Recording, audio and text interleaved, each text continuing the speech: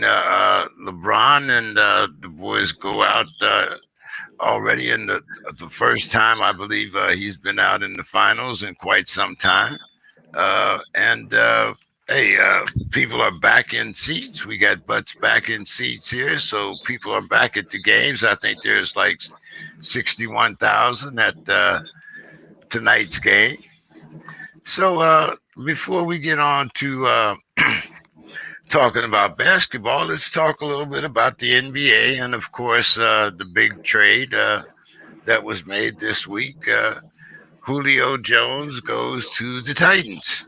So the Titans kind of went into their petty cash drawer and came out with Julio Jones. I think it was what, a second round pick next year. So it's a second, right? And they're sending back, right? So and a fourth, and they're sending back a sixth. Right. So how much does he really improve the offense of the Titans, considering that he's going from an offense where he was the number one wide receivers to where now, where he was getting 10 or 12 or even more targets a game. Now he might only be getting 2 or 3. Well, he's going to get more than 2 or 3 targets. Now, he might get 3 or 4 receptions or 5 receptions, but he's going to get more than that number of targets.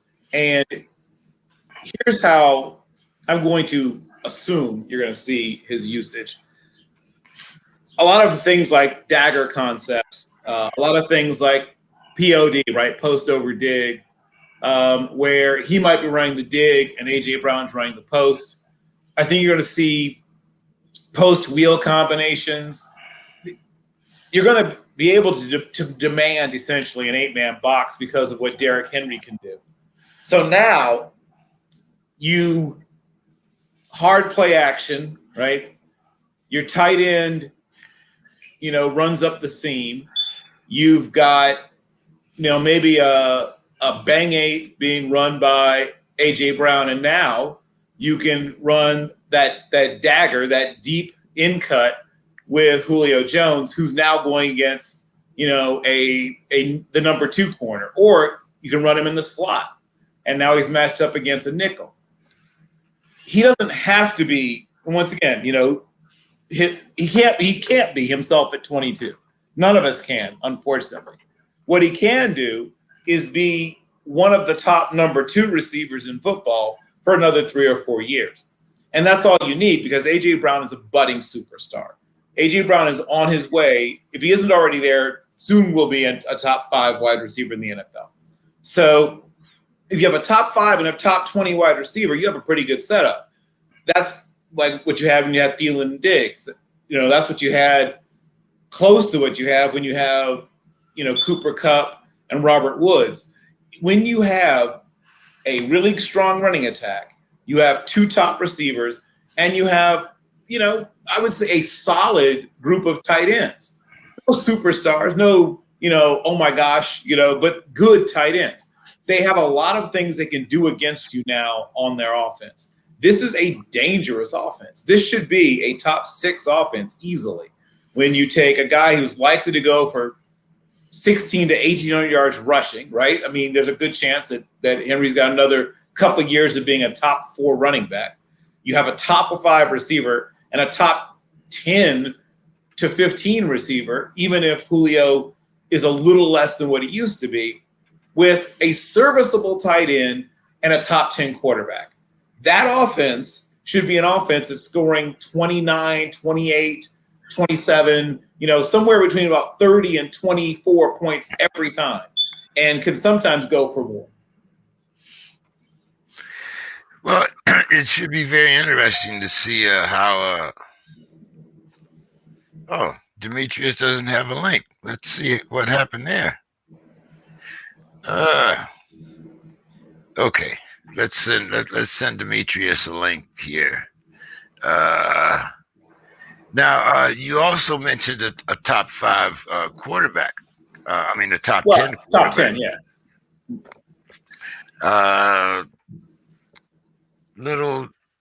Are we like maybe going out on a limb here? I'd say maybe a top 20, top 15. No, top 10. I'm not going out on a limb. use whatever metric you want. He's a top yards per attempt, completion percentage. I mean, the only thing where he's not in the top 10 is pure volume. They don't throw the ball as much as, teams like the Packers or the Chiefs or Tampa Bay. They don't. They're a team that runs the ball a lot. I mean, a lot by today's standards, I should say. They wouldn't be throwing the ball they would be not running the ball a lot by 1970 or 1980 or even 1990 standards. But by the standards of today's football, they are a running team. They're one of only, I think, 2 or 3 teams that were over 46 or over 40, either over 45 or 46% run. Almost everybody in the league nowadays is darn near 60% pass, or at least somewhere between like 57% on up. The Seahawks broke, who are normally like a 47, 48% run team, weren't last year. Now they may go back to it. They may go away from letting Rose cook, but there's only a handful of teams that are close to balance nowadays, right? They're one of the few teams that's left that's close to balance in terms of running attempts and pass attempts. That's the only thing where he's not in the top echelon is just pass attempts. But in almost every other metric you want to use, he's clearly I don't know what you want to go by, right? Other than reputation. Maybe he doesn't have a top 10 reputation, but his performance is top 10. Speaking of someone that always seems to, we always talk about at the beginning of every year, and that's Matty Ice.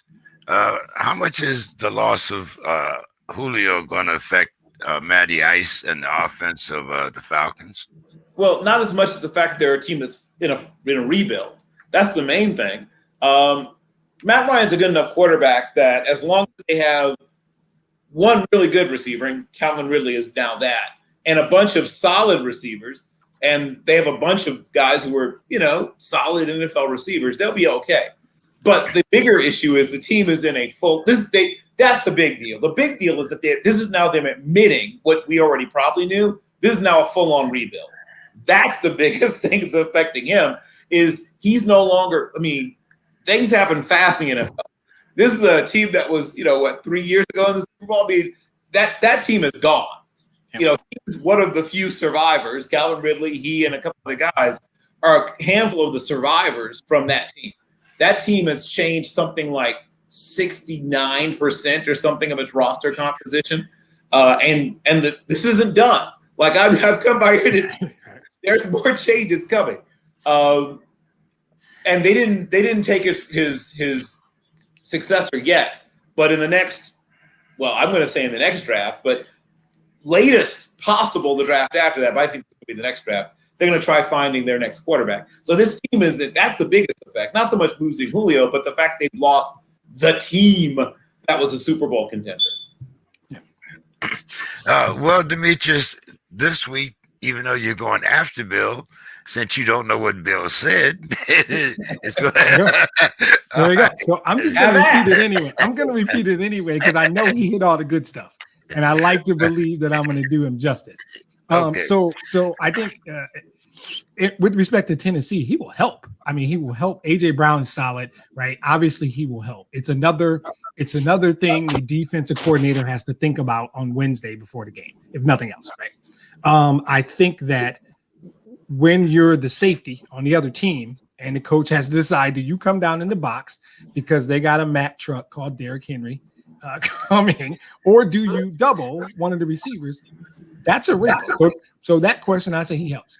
In terms of Matty Ice, I caught enough of Bills that he nailed it. It's way more important that this is step one of a process. It almost doesn't. I hate to say like losing a guy helps the team, except I'm living that. And moving my quarterback was brilliant. As much as I'll miss him, what we got in return and where we are, we're the rebuild. The draft assets we got for him are better. Same thing here. The numbers don't lie. His passer rating is worse when Julio wasn't in the game. His touchdown interception worse when Julio. But they have what they think is his replacement. The scouts know what they're saying. They're talking about Pitts like he is the next thing. So they might say to you, we don't think the drop-off's that huge. Pitts can move in that role. Ridley's a real number one.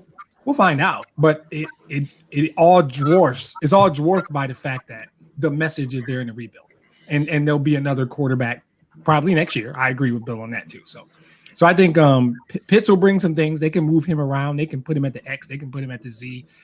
By all accounts, he can do everything. So I think that in terms of just his production, you might get most of that in Pitts, no matter where they line him up. In terms of targets, catches, yards, you'll probably get that from Pitts. It won't matter in terms of wins and losses. It won't matter in terms of wins and losses because they're in a process now. And so the rebuild starts. I think it was a good move. You get a second round pick is nothing to sneeze at, right? I don't know what the swap is like later, but a second round pick is a 6-7 year NFL player that'll contribute and help you win games. Bill could run down a list of second round Hall of Famers. I'm not going to put him to the test, but I'm confident that if we did, he could do it. He could do it. I might make that a question one day. We'll see. Right. Yeah. Since we got you in here, we'll let you take on the next one. And I don't know whether it was your timing or whether you were just making sure you got in before I got to this wasn't question. getting the Lions question by me. Right? I would have hacked the DMV to get in here, whatever it takes. Okay, so which wide receiver is going to have the most yards in 2021? The traded Galloway or Geronimo Allison? Okay, so Kenny Golladay is a number one receiver in this league, in my opinion. I've gotten to watch him play. Now I'm gonna hold off.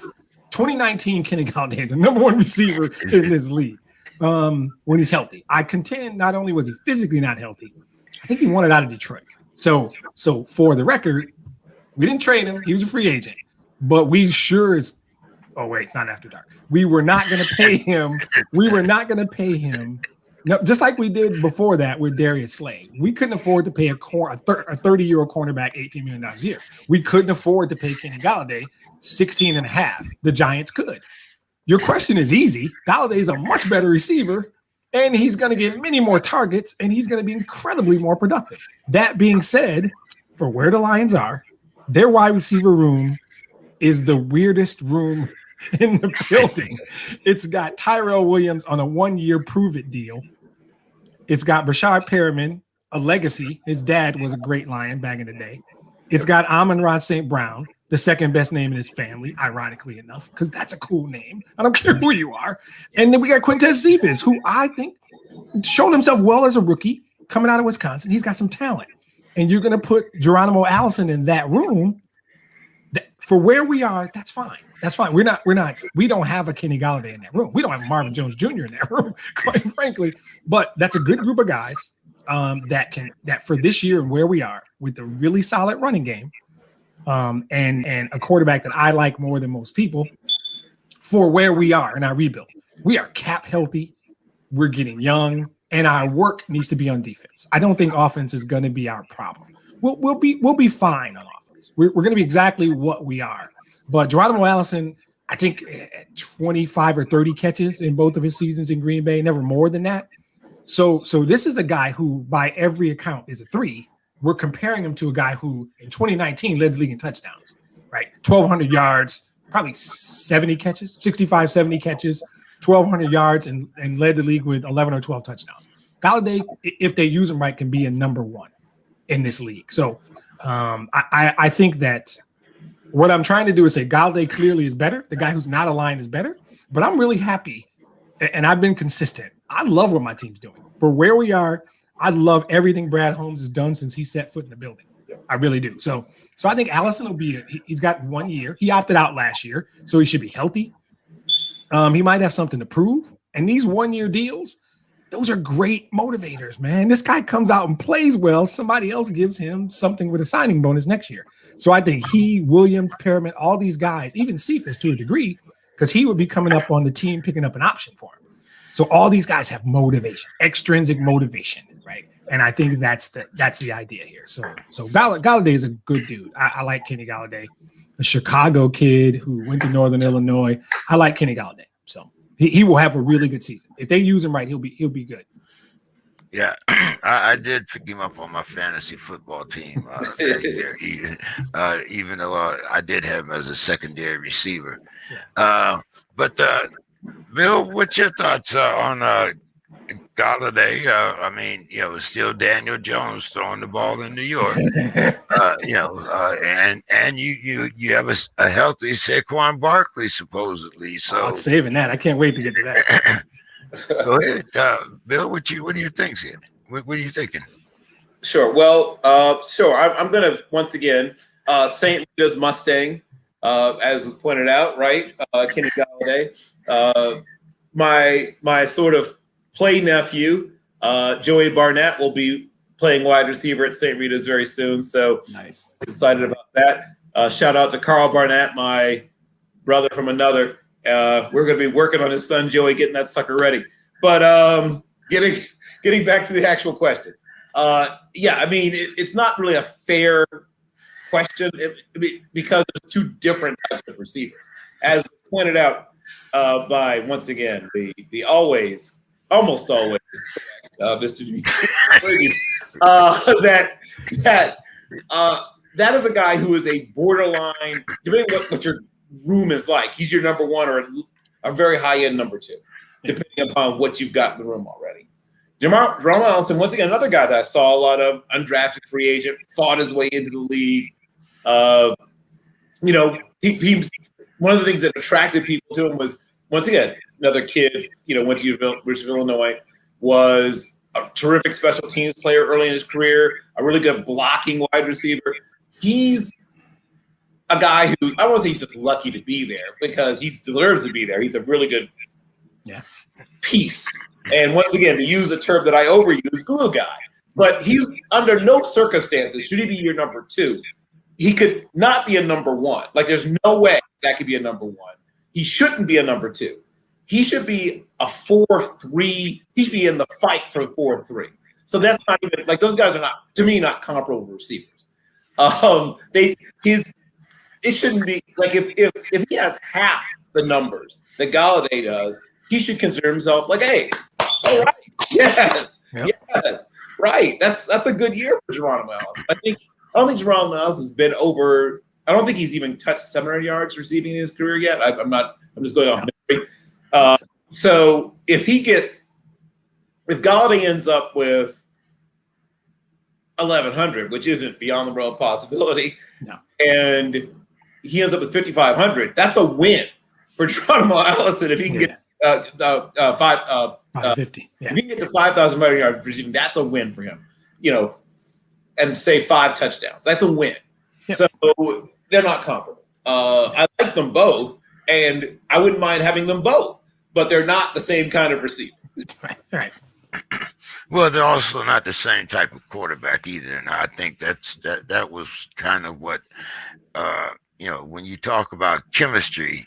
And I'm thinking that, especially coming over, both of them coming over from new teams, I'm thinking that there might be a little bit more chemistry, between Goff and Allison, considering that, Allison was in Green Bay, with Aaron Rodgers, and we do know that Aaron Rodgers throws probably one of the best balls, whether you like him or not.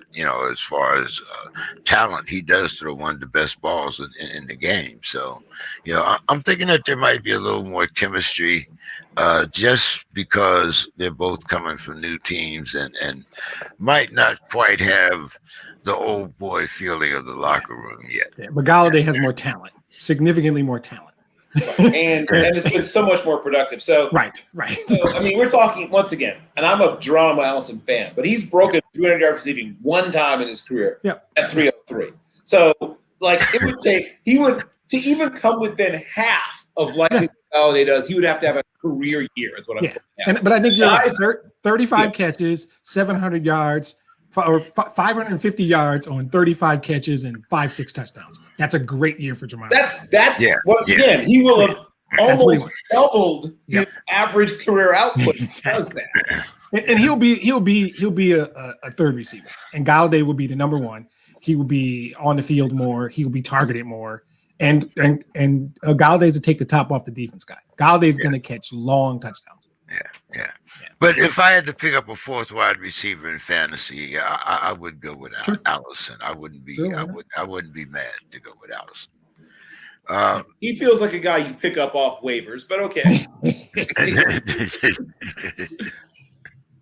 Oh man! At least I did give him a fourth wide receiver. Bill says pick him up off waivers. You know, Bill Carroll's tough, man. You don't just get on Bill Carroll's team. If I'm going to take a flyer on a guy, I'm going to take a flyer on a, since we're talking fantasy now, I guess, I'm going to take a flyer on one of the rookies like Elijah Moore or something like that, as opposed to a guy where I kind of know what he is. And even if he's way better than what he's ever been before, as you said, the cap, as you said, is what you just said, 35 catches, 550, and like 45 touchdowns. Like that's literally, they're popping bottles in the Allison household if that happens. Yeah. Well, Bill, let's talk about a team that comes to my mind all the time. The Steelers, of course. And one of the things that kind of got under my skin this week, maybe you have a different opinion, but Juju says it was out of loyalty to the team and the quarterback that kept him with the Steelers. And I'm saying liar, liar, pants on fire. I won't go so far as to say it's a lie. I believe that that's somewhere in the mix. But I think that he's a smarter young man than people give him credit for being. I think he and his agent and whoever else sat down and they said, what's the market like for you? Right? So we've now seen that Juju is a number 2, right? Chase Claypool's probably going to emerge as the number 1 this year. So he now gets to go back to being what God made him to be, a really good number 2 receiver. Could he learn another system? Could he go somewhere else if he hit the open market? Sure. Could he have gotten close to what he ended up signing for? I mean, maybe another 8%, 10% more, maybe more. Not a lot more, but he could have got a little more in the open market. But there's a certain sacrifice. Remember how young he was when he comes to the team. He wasn't 21 years old yet. He was not legal to drink when he became a Steeler. He's essentially grown into manhood as a Steeler, real manhood. So I think there's a part of him that didn't want to leave. Added to the fact that the market wasn't quite – I mean, if somebody had thrown an offer you can't refuse at him, he wouldn't have refused it. I promise you that. But that offer didn't come. So when you combine the fact that the offers were not blowing him away, it might have been a slight uptick over what he was making, but not enormously more than what he ended up signing for. And you do have to start over if you go someplace else. And though we always talk about, grass being greener and blah, blah, blah, without thinking hard, I can think of 15 to 20 people who later said, man, I wish I'd never left, right? You occasionally will hear about guys saying, man, I wish I had left. But more often than not, when a guy leaves in free agency, there's some great stories where it works out perfectly. And, Reggie White, right? Things magically come together. But that's not the rule. That's the exception, right? That's the exception. It works out reasonably well for several. It works out perfectly for just a handful. And for a lot of them, it's like, right? Several guys who I've talked to, on the record, off the record, various things, who said, if I had it all to do over again, I would have retired fill in the blank of the team that drafted him. Yeah. And he's so young. He's still very, very young. He's going to have other chances because he's so young to hit free agency again. So I think the sense of comfort, the fact that it does feel like home in quotation marks, and once again, the fact the money, if there was $8 million more in guaranteed money out there for him, he would be like, it's been great, Pittsburgh, but that wasn't coming. That deal, the oh my God, I can't turn it down deal didn't come his way. So I think it was a combination of those things. So to me, Demetrius, it was actually a lack of maturity and a lack of demand. Forget all that. I mean, this sounds good, but like I said, liar, liar, pants on fire. Your thoughts? I can appreciate that this is your team, and we don't all think logically when it comes to our team. Nobody does that worse than me. But again, in the theme of what we hear all the time, I almost 100% agree with Bill. I think that there is a thing that we as fans, I certainly don't, or it's hard to do. I can in some situations. Understand the intrinsic value of the word Bill used multiple times, comfort. Like this kid's 24 years old. This guy's 24 years old. But I think that maybe he's understanding, I know where things are. I know where things are in the building. I know these people.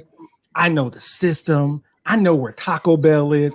It's he might just love the city of Pittsburgh. He might love the organization. I think he is really, because he could have went to Kansas City or Baltimore. So if this was a football decision, you'll get that money back. You'll get the money back when you play for probably playoff bonuses. I'm not assuming you guys won't make the playoffs, but playoff bonuses and that kind of money. He might have made up the money. I just don't think this was a money decision. I don't even think this was a football decision. I think this was a life decision. And people are motivated differently. And I'm probably more like Juju. I would not leave a situation. I would look at a situation and say, why should I leave? Unless it's like Bill said, the money is dramatically different. Why should I leave? Right? And if I don't have to leave and it's not dramatically different, then I just stay. Then I stay. I know the people. I am comfortable with my quarterback. I am comfortable with the system, the organization as a whole. I like the city of Pittsburgh. Then it's going to take something significant to motivate me to leave comfort, because it's valuable. Especially what those guys do for a living, and the pressures and the demands. If you find a spot and it's good, a clear thinking person says, yeah, you're going to have to seriously motivate me to leave. And I just don't think the types of offers that were out there. So your point about demand is accurate. The types of offers that were out there weren't significant enough to motivate him to leave his comfort. Yeah, so I think that's what it was. Okay, all right. Tight game here in Milwaukee. The Bucks are up 64-63. Until Kyrie just made that little floater in the lane. Oh, no, that wasn't Kyrie. I thought that was Kyrie. But anyway, things are looking very dangerous for Milwaukee, considered they jumped out to a 12-point lead. But Demetrius Saquon Barkley says his injury taught him patience. Well, now he has a new wide receiver core. He's got a healthy quarterback, and he's healthy. So how much patience do you think that the Giants fans are going to have? None, because it's New York, right? That's a city and a fan base that feels like entitled to a minimum be competitive, or if not, has to have a winner. And I'm not even saying anything bad. It is a deeper thing. People from that city, they believe that's the greatest city in the world. And if you think about any time you've ever met someone from New York, how long into the conversation did it take them to tell you they were from New York? Right? It's a big pride. Now I'm proud of where I'm from. I'm a Michigander. I love Michigan. I don't have a problem with that. But that's not the first thing that comes out of my mouth. Right? People are like, I'm from New York. They believe that. And when you have that, and there's a degree of pedigree that they deserve it, whether it's the Yankees or the Giants have a couple titles in recent memory. So some of that's deserved. Just Madison Square Garden, man. Right, the building. Well, it's a great city, by the way. It's one of my favorite cities. I don't have a problem saying that. But here's the thing that I find funny. You said they have a revamped receiving core and a healthy quarterback. You didn't say a good quarterback. You said a healthy quarterback.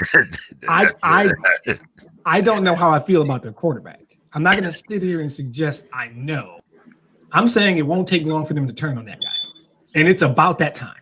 It's about that time. If this thing doesn't start well, they'll flip on that kid in a heartbeat, and this thing will go off the rails. So your question is specifically about patience and Giants fans. Yeah, I'm going to say next to none.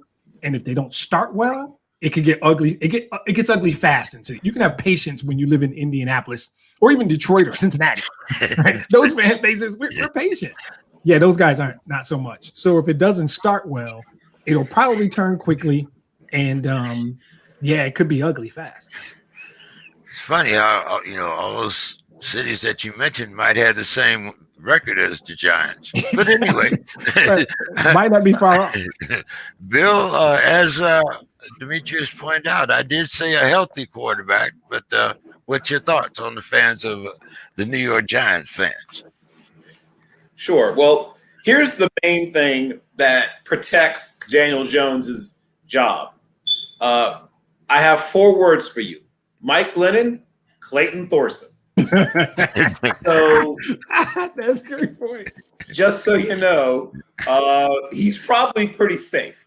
At least he gets this whole season, unless he gets hurt. He gets this whole season to prove or disprove whatever. Now, they may have to go back into the draft, but there's no internal threats. I'll put it that way. There are no internal threats to his job security. So the lesser of 3 evils. He'll be okay, at least in terms of that. Yeah. This is a team that has, to me, one real problem. They're in a very winnable division that they can't quite win. Yep. And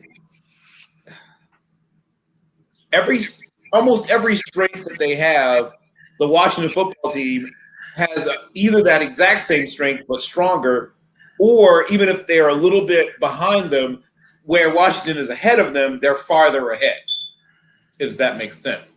So if we just look at the 2 teams side by side, I'll call the quarterback situation almost a dead heat, but I'm going to give the slight edge to Fitzpatrick just because, though he's not the most consistent quarterback in the world, there's a better sense of him knowing how to handle difficult situations, right? Whatever, because he knows that he's essentially playing on borrowed time, and so he doesn't play scared, right? It's all gravy to him. So that's, I'll give a slight edge there, but it's kind of a push. Saquon's the better running back, though. It's closer than people think, and Antonio Gibson might be having his breakout year this year, but I'll give the edge to Saquon. Now, wide receivers, interesting group. I'm still going to go slightly Washington football team, though I just think Terry McLaurin is at least as good as anybody that they have to offer on the other side. And then the 2 through 4 guys.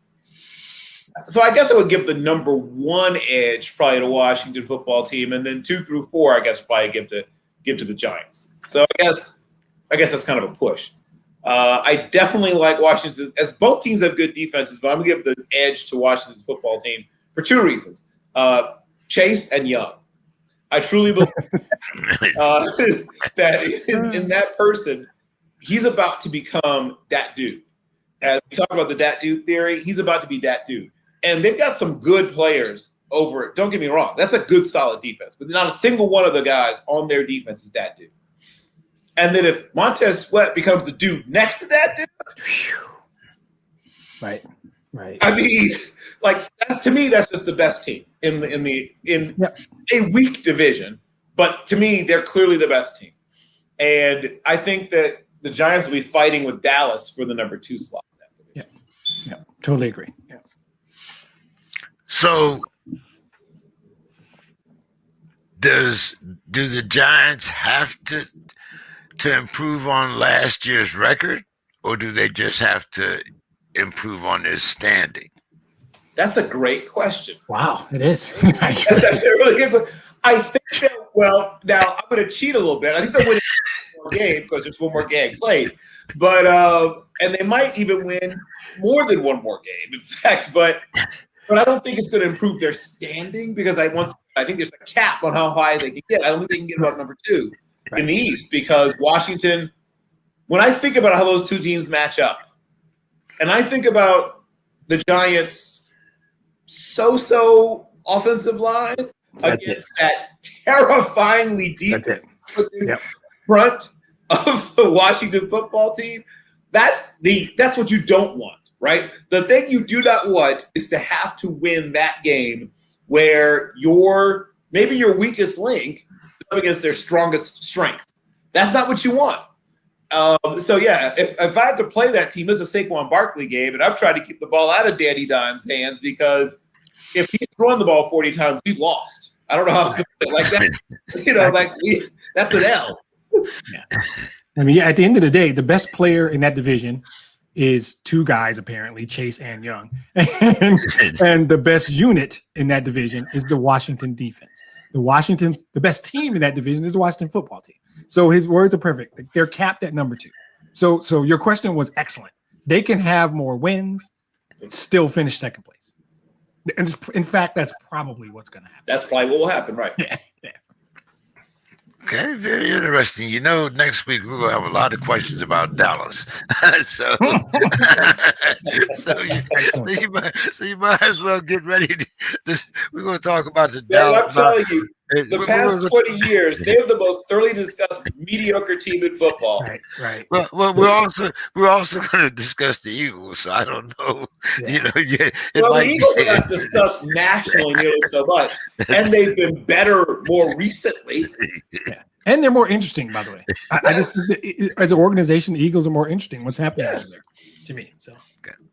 Well, guys, I just got a message from Mr. Daly that the massage union, the masseuse union in Denver are getting ready to go out on strike. But the breaking story is that Deshaun Watson says that he would consider going to Denver. I don't think that's breaking.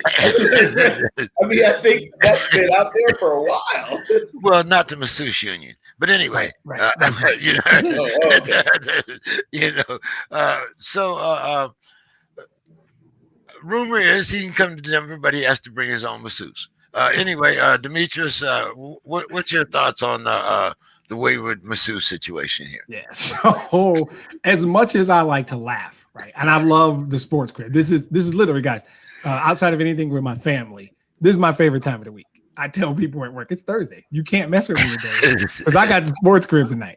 So here's the thing, though. This has to be a little serious. No matter where he goes or stays, there's going to be a segment of fans that will not like it, like him.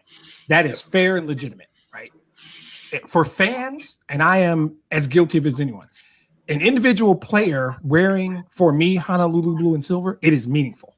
You are a representative, right? And it is a privilege. It is what I wanted to be a baseball player, but it's a privilege. When I look and you get to wear that uniform, you get to wear that helmet, and I think about all the old players, and I think about Lem Barney, and I think about Billy Sims and Barry Sanders, Herman Moore, Chris Spielman, and all these. It is a privilege. So when you reveal yourself to be, at best, a flawed human being, at worst, just a really, really bad guy, right? Somewhere on that continuum, fans take it personally. So some fans are just not going to be good with it. And there's only 2 things, right? Time and action. He has to do well, and I don't know if we're there yet, right? Nothing's been adjudicated. I'm not even talking about any of that stuff. Forget the legal part. I'm just talking about how fans think. If they make a trade and you end up on Team X, it won't be my team, so it's hard. It won't be your team. Whatever team that is. Let's say it's Denver, and it would be nice if Clint was here because we could just toss it over to our guy, the token white guy, and let him handle the question. But if it's Denver, 2 weeks. Cool. So then, because this is like first paragraph on Wikipedia type stuff we're talking about, right? For the rest of his life. This is in that first paragraph on Wikipedia. The word masseuse will be in the first paragraph. So this is really serious stuff. And right now, I'm not talking about guilt or innocence. I'm talking about fans, right? How fans think. There will be a group of people who will, no matter what, they will not welcome him. They will not like him. But time, because if nothing else, redemption is the best, man. Redemption is just the best. Mike Tyson committed rape, bit a dude's ear off, beat up his wife, go down the list. And quite frankly, right now, 2021 Mike Tyson is one of my favorite people. That man is introspective. He has reflected on his mistakes. He is hilarious. Redemption is a tremendous thing, and we are a people who want to see redemption. So time, because time heals everything, and a set of actions. If he does the right things, and some of it might be charity, some of it might be literal mea culpa. You got to show contrition. Well, I mean, And all this assumes he's guilty of something. So I'm not even comfortable saying this part. No matter where he lands, it won't be good early. It's going to be tough. But doing the right things and time, and sadly, or maybe not so sad, win football games. Win some football games, and you'll win over fans. So I think the Denver Bronco organization could probably try the lipstick on a pig thing and get us to buy it. It's going to take time no matter where he goes. There are people who are not going to like him. They're not going to like the move. There will be protests. All that stuff's going to happen no matter what. So he should prepare himself for that. Whether he is guilty or ever convicted of anything doesn't matter. It almost doesn't matter, right? The likelihood is that there'll be some settlements. This will be sealed. We'll never know.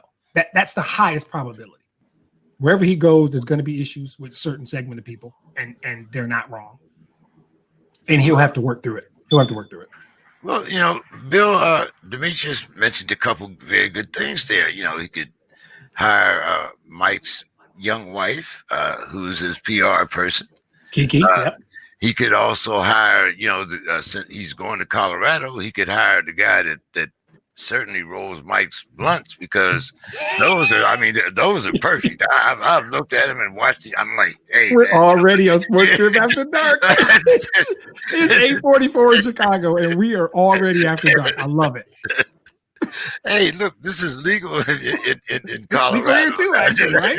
Okay. So, I know it's legal out here in California. So, but anyway, so there's a couple, things, some levity to it, but it is a very serious situation, and it does probably have an impact on the rest of his life and his career. Bill, what are your thoughts? First of all, is this a good fit? Other than the fact, that he's bringing the baggage with him, does, teammates, locker room, very liberal type of political atmosphere, which, means he also might, if he plays his cards right, and gets the right organizations behind him, maybe gets a woman's organization behind him or what. But what are your thoughts here, Bill, on the future of Mr. Watson? Well, in terms of fit, they have a bunch of talented young receivers in Denver. Yeah. Their offensive line is a work in progress, but he's used to that. I mean, I don't know if you've checked out how he's had to live the last couple of seasons, so that would be nothing shocking, having to sort of buy time and try to survive. Definitely pants on fire. But that is a talented, deep, young group of receivers. It's a great place to live, a lot to do. If you're into the snow sports or whatever, there's some of everything to do in the Denver area. It's a really diverse, very cosmopolitan city that the weather, other than snow, but even when it snows, it's different than Chicago snow. I've been in Denver in the wintertime. I've been here in the wintertime. Their snow is like, it doesn't weigh on you the same way. It's not wet, heavy, feel like you're going to die kind of snow. It's light. Kind of like the snow we get out here in California, Big Bear, places like that. Yeah, right. It's that sort of Western mountainy kind of feel to it, as opposed to drudgery, rust snow, where I just could never get over the word snow. Right. I guess it's because I'm from back east and I'm like you. It's like that heavy that I got to go grab a coat. Right. The snow here somehow finds its way directly into your bone marrow, all the way through your skin and muscles and everything. It's amazing how that happens. Completely different from the snow out west for some reason. So when you say fit, it's a great fit if you're a young quarterback who wants to be surrounded by terrific young receivers, a team that has relatively low expectations, where if you're able to get to 7, 8, 9 wins, it's like, hey, the issue is the issues surrounding it. It has nothing to do with the other stuff. I mean, like it's a fine landing spot for a young quarterback who would like to throw to talented wide receivers. Because they have KJ Hamler, Cortland Sutton. I mean, there's a bunch of good receivers there. And they're all 24, 22, 23. So, yes, and they have a terrific young tight end who's 24, I think. Like, it's a loaded receiving group of young guys. So that part's great. But he's got it's sort of like trying to sell someone a beautiful mansion, but it's also on fire. Until you put the fire out, you're not going to get very much of this beautiful mansion. So Deshaun Watson is a beautiful, what a wonderful property. And the location is amazing. But what are you going to do about the fire? Yeah. So let's put the fire out, and then maybe we can figure out what the market value is and where he'll land. Those pesky flames. Yeah. Bill's analogy game is on fire early tonight. I mean, I was like, you like this house? Oh, yeah, it's on fire. That's all. Bill, is Damian Williams the chief answer at running back? Now, I'm going to ask for clarification. So, who exactly do you mean? Because to quote Andre the Giant's character from Princess Bride, I don't think that means what you think it means. Right. He is not currently a member of the Chiefs. If you're talking about Damian Harris, Damian Williams. So Damian Williams is with the Bears now. Daryl Williams. Sorry, Daryl Williams is a member of. So we were chatting about this. What was it? I got comments on both, quite frankly, but are we talking about the Chiefs running back, or are we talking about the guy who opted out for COVID and is now with the Bears? We're actually talking about the one with the Chiefs right now. Okay. But Daryl Williams. Okay. Yeah, but we will be talking. We are going to talk about the Damian also, but right now we'll talk about Daryl. See, this is why we can never get. I can't get my time. This is why, right here. Go ahead. So the short answer is the answer.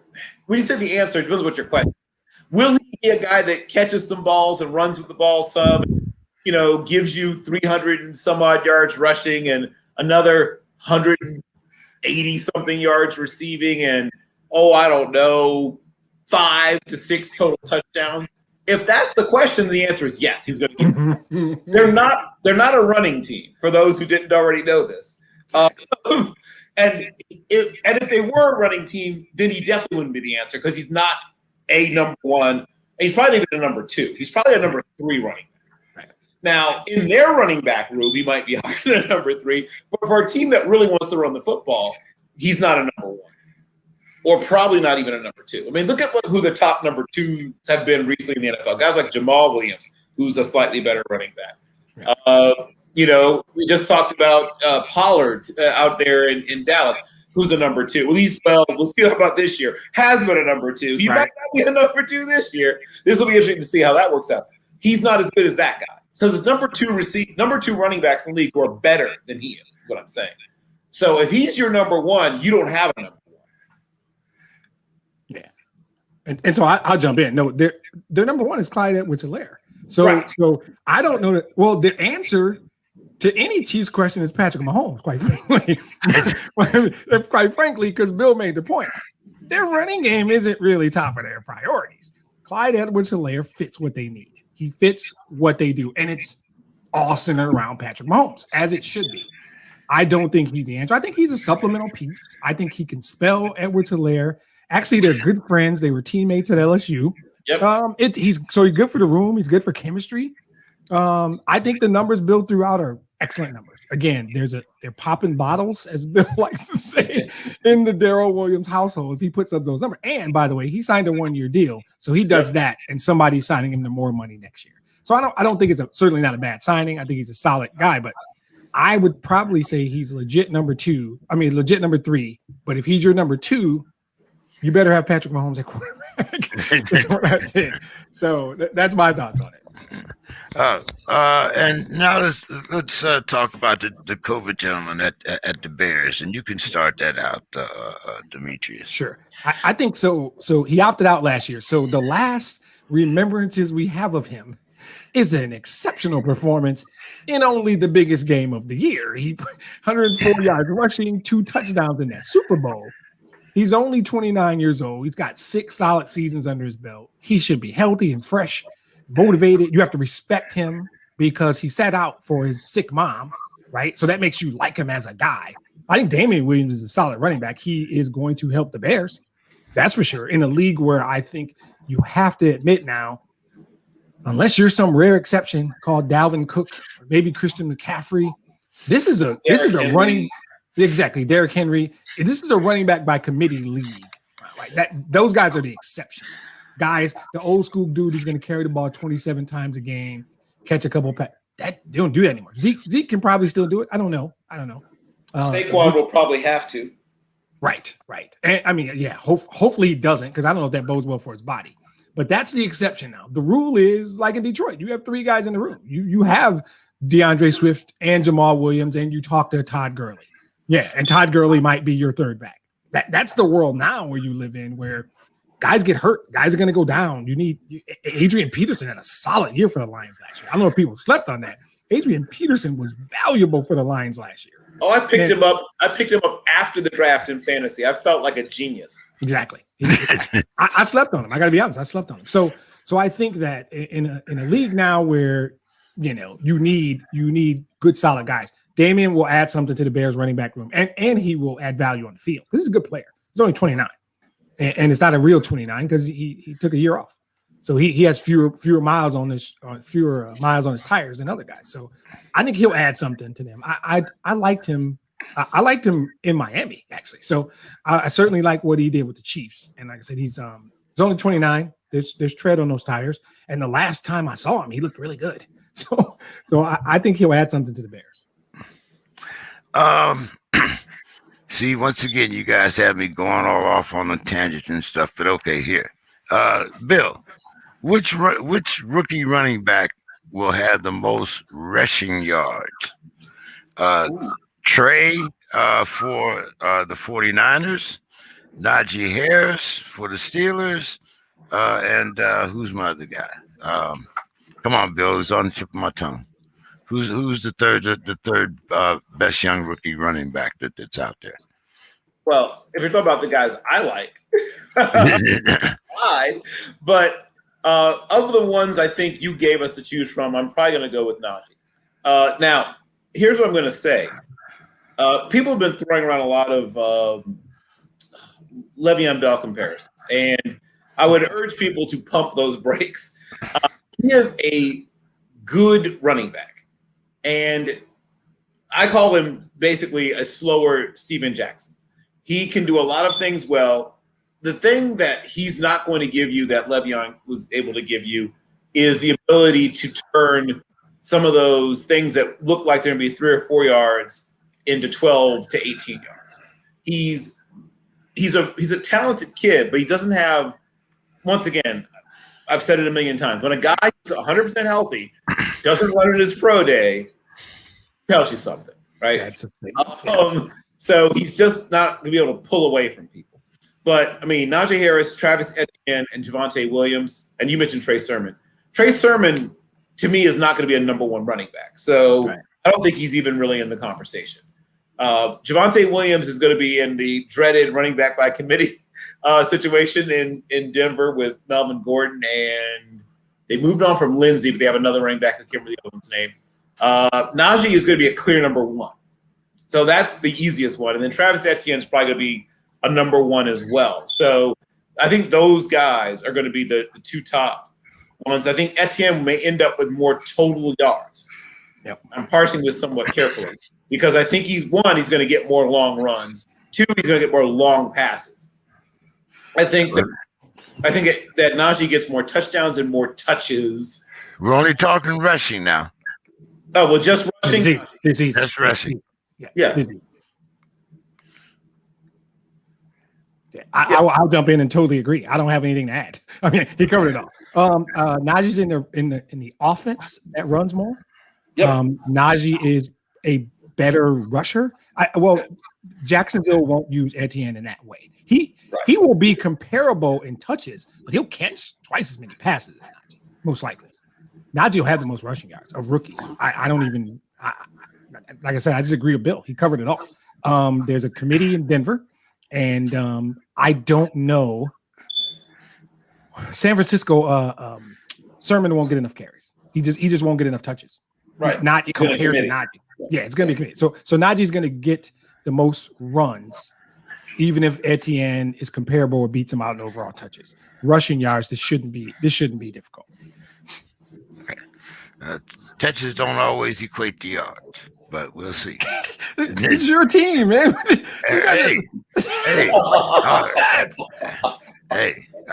Look. I feel like this is you wanting to talk badly about somebody else in the organization, and you crafted this question to take a shot at the O-line coach or somebody. I don't even know who we're talking about right now. Hey, man, it's going to be one of those years where, at the end of the year, my beard will be very, very gray. That's about all I can say on that. But let's talk about the NFL here. I mean, the NBA, we've kind of covered our NFL here. So let's kind of get things caught up to date. And we'll start off on a positive note here. Mr. Thibodeau wins his second coach of the year. The first, as I'm sure both of you guys know, was with the Bulls.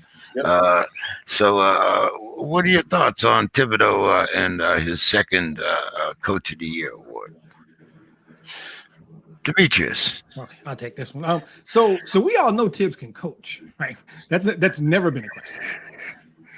He tends to wear his welcome out. I think he can coach young players who like to listen and be taught. His style is really conducive to that. The second group are what you call Tibbs guys, his guys. They're guys I love. Derrick Rose is a great example. Derrick Rose is a Tibbs guy. If he went to coach in Europe, Derrick Rose would probably go over and play for him.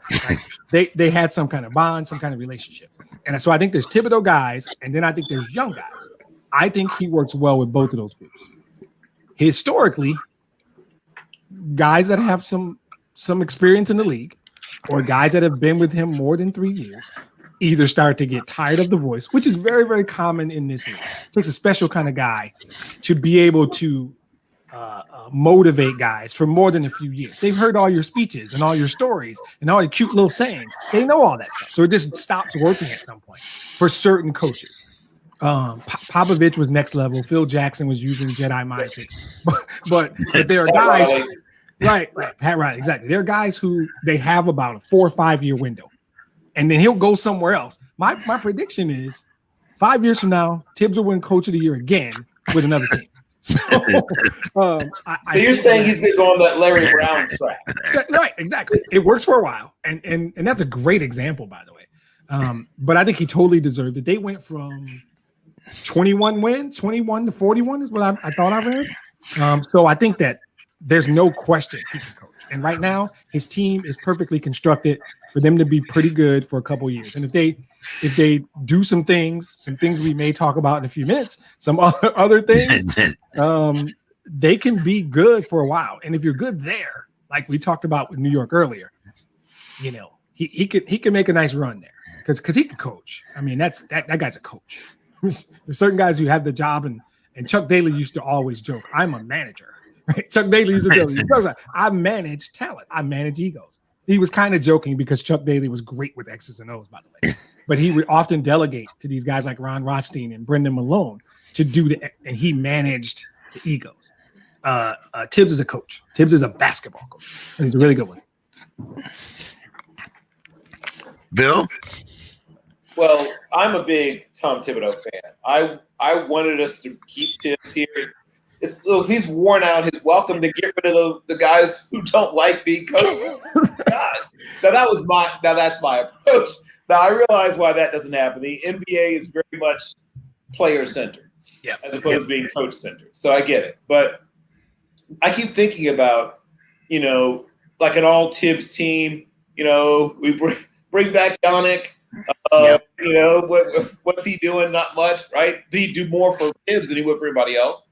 we somehow swing a deal to bring Jimmy back because Jimmy. Wait, did you? Wait, sorry to interrupt. I think you just named the dad and not the son, which is great. That's a Bill. Right, you mean Joe Kim, right? That's so Bill Carroll right there. Yannick Noah, right? Because Yannick Noah is 57 or something, so maybe not him. Yeah, it's right. Hell of a tennis player, but what? That's awesome. Tennis player. He probably could. Probably could. Would play for Tibbs, though. He'd probably be a Tibbs guy. He would be a Tibbs guy. I watched him play. When he played tennis, he could definitely play for Tibbs. Definitely yes, I do indeed beat the son, actually. But if you put together like an all Tibbs team, that team's going to win about 52 games in the regular season, fight you like hell in the playoffs, knock off at least one team they shouldn't have beat. Yeah. And then eventually somebody will break down physically, and then they'll lose it farther down the line. But man, I mean, you put a team just full of Tibbs guys. I mean, that's a team that sucks to play against. Nobody looks forward to playing against Tibbs guys. That's no fun. That's not you don't want to go out to the club after you've been playing against a bunch of Tibbs guys. You just want to go somewhere. Hot tub. Ice bucket, hot tub. Yeah, exactly. So yeah, very deserving. I'm a big Tibbs fan. So yes. Okay, since you're a big Tibbs fan, here's a possibility for you. And what do you think? John Wall to the Knicks, Bill. Is that what the Knicks need? I mean, I'm a big sort of team construction. Like, how is your team built? So, okay, John Wall's strengths. He's a very, very good ball handler. Not quite Kyrie level, but not too far behind. He's not really a shooter, but he's a scorer.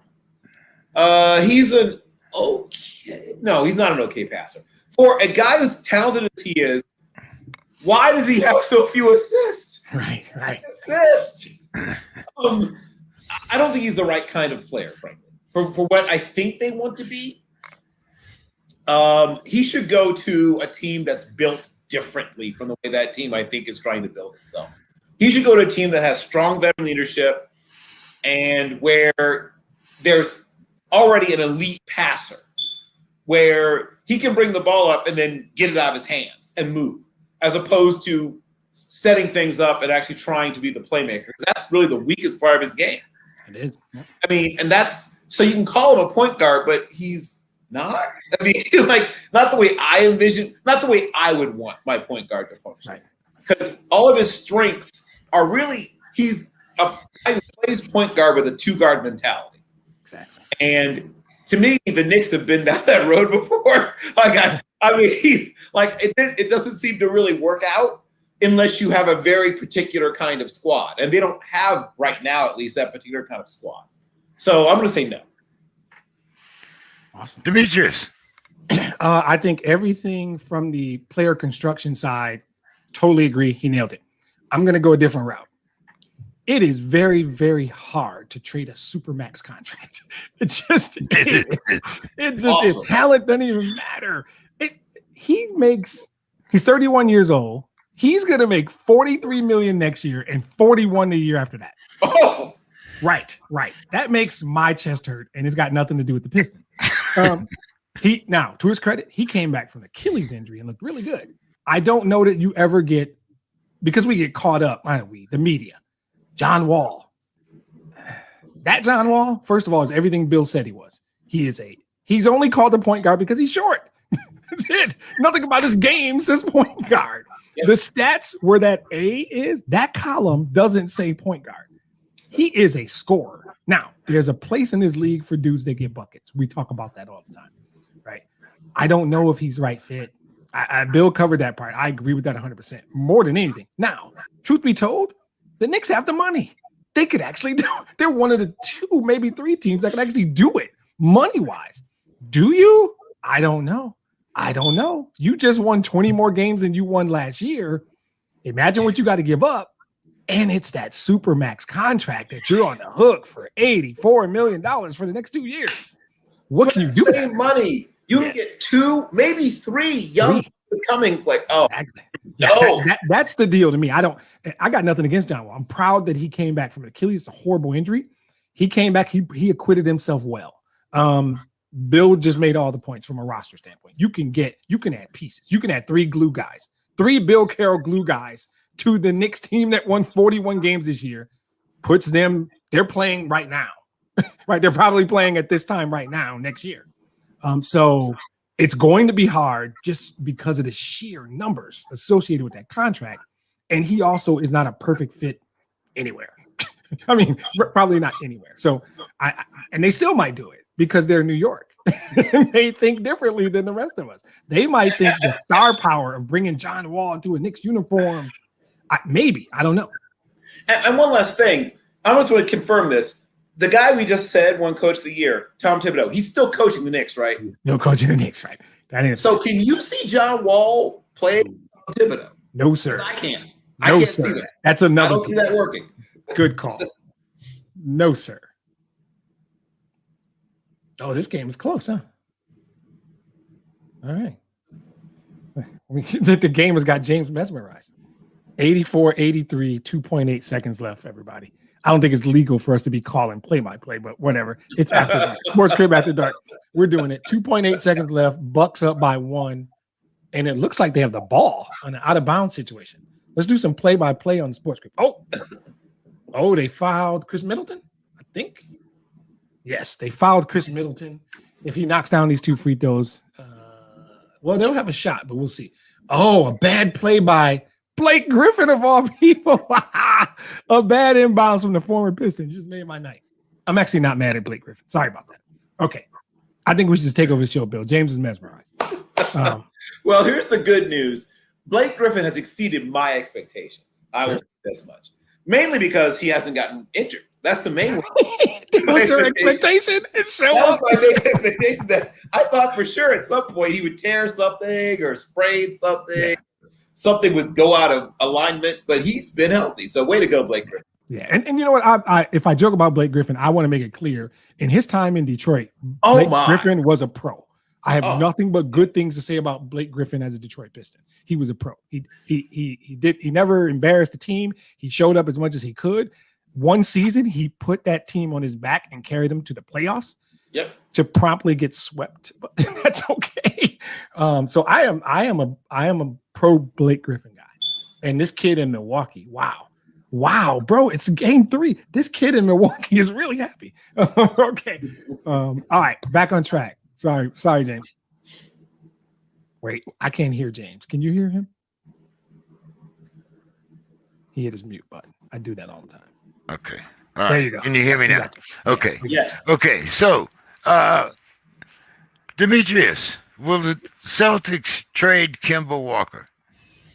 So now this one could work. So I don't know is the short answer. I think that he didn't like Danny Ainge. They shopped him at the trade deadline, and he was hurt. His feelings were hurt. I won't go into that. But I think his issue was with Danny Ainge. They have recently moved on from Danny Ainge. I think he has a healthy relationship with Brad Stevens, and this could be a deal where it depends on who they bring on as a coach. Now, that being said, I'd move him. I think you have guys on that roster that can do what he does. I think there are other teams. Kemba Walker might be a decent fit in New York as opposed to John Wall. He doesn't have a super max, but he is a $36 million next year and a $37 million player option. So I don't know if I touch him either, frankly. Do I think Boston will move him? Yes, I do. I think it's easier. I think they may decide to rebuild if Boston ever rebuilds because they have 2 really talented players in their prime. So I don't know that you can do a rebuild there in Boston, but I don't know that moving Kemba Walker constitutes a rebuild. You still have Marcus Smart. You still have other young players that can give you what Kemba Walker's giving you. If you can get value, I say you move them. Easier to move than John Wall's contract. And I truly believe that it would have been mutual had they not moved on from Danny Ainge. I think when they shopped him, everything I heard was that he was not happy when he heard his name floating around in trade rumors. And guys don't shake that easily. So I think that pause. Kevin Durant. Oh, we missed it.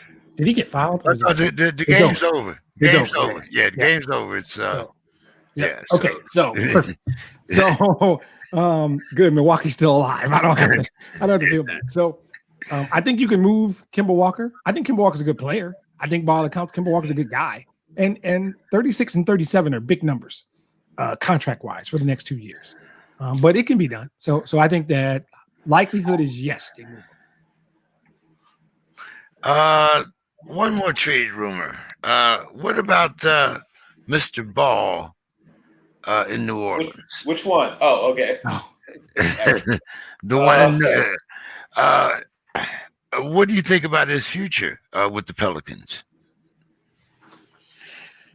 Demetrius?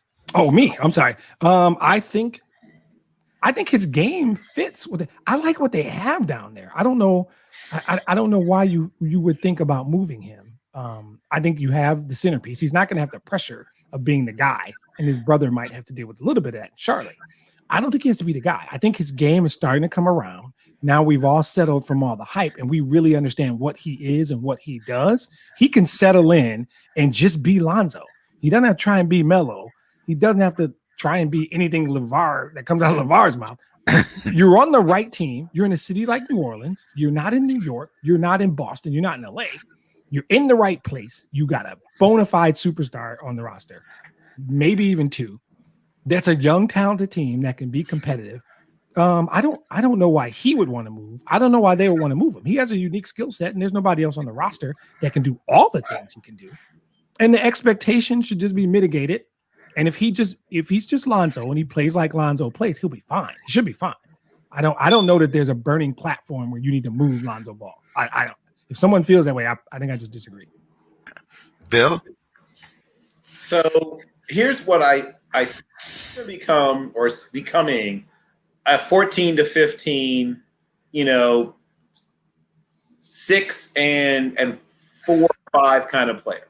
Yep. And he's to some extent a much smaller, slightly better shooting version of what's his name? Ben Simmons. Yeah. Where man, if that guy could shoot, what he would be, right? Right. When you are a smaller guard, well, he's a medium-sized guy, right, for his position, and you're a guy that's, on a good day, you're a 35% three-point shooter on a good day. That's the thing. And you're a 29-point three-point shooter on a bad day. You're never going to be an elite player, if you're a guy who's that. However, he doesn't have to be elite. As was just pointed out, once again, I am going to agree with Demetrius Verdes, that he's now in a situation where he doesn't have to be elite. He's surrounded by guys who can pick up more of the slack. He doesn't lead the team really in anything except ball handling. Like, he is once again a good ball handler. He can handle pressure. He can he can score a little bit. He's an above average passer, not a great passer, but he's an above average passer. He's a solid defender, not locked down, but a solid defender. There's a place now on a really good team. He's probably your second point guard. He's probably, but on this team, he's a starting point guard. So I think that he gets a chance to develop. If he works on the things that we've just talked about, becomes an even more dependable. Obviously every young point guard should watch Chris Paul. That's sort of an obvious thing to point out, but he really should spend all of his time other than, sleeping and eating and playing and practicing. But any other time that's left should be spent watching Chris Paul. Because he can't get to that necessarily. But if he can get some of that, more of that into his game, he will continue to develop and get better. He came in with, obviously way more hype than a guy with his level of talent should have ever had. Like that, but that's not his fault. Like that, he didn't do that. That's not his fault. But unfortunately, some people didn't let go of that. They kept thinking about the hype and not about his actual playing ability.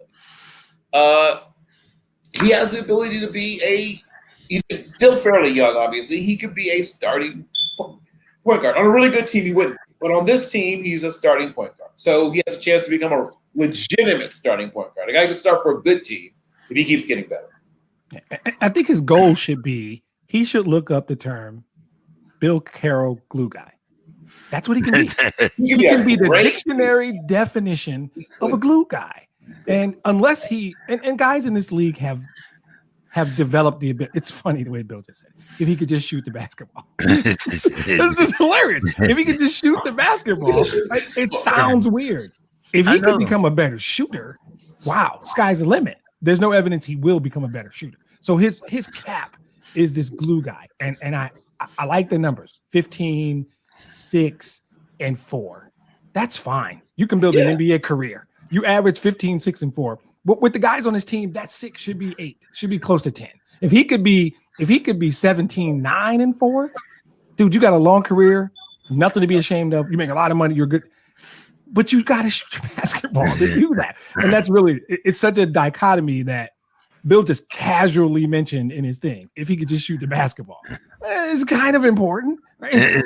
but he cannot do that. And we all agree, still be a solid 15, 6, and 4 guy. And there's nothing wrong with that. And that team can win games because of the other people on that team with a 15, 6, and 4 guy. They can win. So amazing how in today's game, a guy that averages 15 points, we consider and they can't shoot.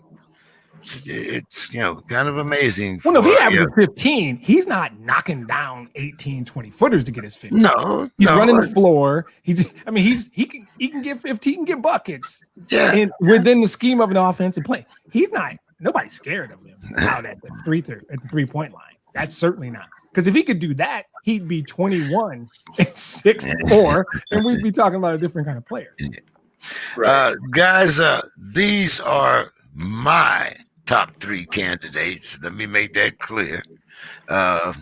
There's no Mike D'Antoni on here. There's a few other names missing, but these particular guys all happen to be black, but they all happen to have paid their dues.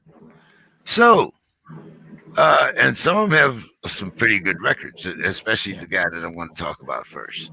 So we know that there's a bunch of vacancies out there, including some, what we consider contenders. Trailblazers come to mind. You also have, some first-year coaches that have already met their demise, like in Indiana. So, Demetrius, what do you think would be the best fit for Jason Kidd? Portland jumps out to me. You got really good guard play up there. Assuming Dame isn't gone. I agree with you. Jason Kidd's a very good coach. I think Portland would be a really good fit. He could fit in, say, Orlando, but if you're telling me one team so that we can do this right, I put Jason Kidd in Portland. Bill? I think Portland could be a good fit. A great fit, possibly. Of course, he's not in the right situation, but if he could somehow finagle his way onto the staff of one Greg Popovich, I think it would be a nice setup for sort of a handoff from him. But, he hasn't established himself as sort of part of the Popovich or whatever. So I guess that can't happen. But I think he would fit culturally there. Let's see. Spoelstra's not going anyplace, so that's not he's not. Let's see. We're talking about the jobs that's already open. Already open. Okay. Let's see. I'm trying to think what other jobs are still open. I think you got Boston, Orlando. Oh, that's right. Boston's still available, isn't it? Yeah. We're not putting a black guy in Boston now. I think we can be honest. This after dark. I'm not putting in these black coaches in Boston. Yeah, I know. He's not that black, but I don't just. Well done. If you put the right things around him and the right things on him, maybe they won't catch on right away. If you put then apostrophe Jason, and maybe make it work that way. I know what you're saying. I think culturally he could fit there, but you're right. Obviously, they've had black coaches in Boston before, obviously, but it's always been, interesting for them. But I think he would be a fit there. Let's see. Who else? What else is still available? There's at least one other job that's out there. Orlando's available. Orlando's. Orlando probably would want him, but does he want Orlando? Right. This is weird. It's a nice city, and they can't succeed there. It's crazy. I mean, they had their chance. Obviously, yeah. We all remember, Penny and Shaq. That was their chance. But and Dwight kind of, sort of, but they never really managed to, figure that out. They got Stan Van Gundy on now. Yes, right. Yes. Yeah, they couldn't somehow get that. Right. I mean, of the positions out there, the one that would be the most attractive, I would think, would be Boston.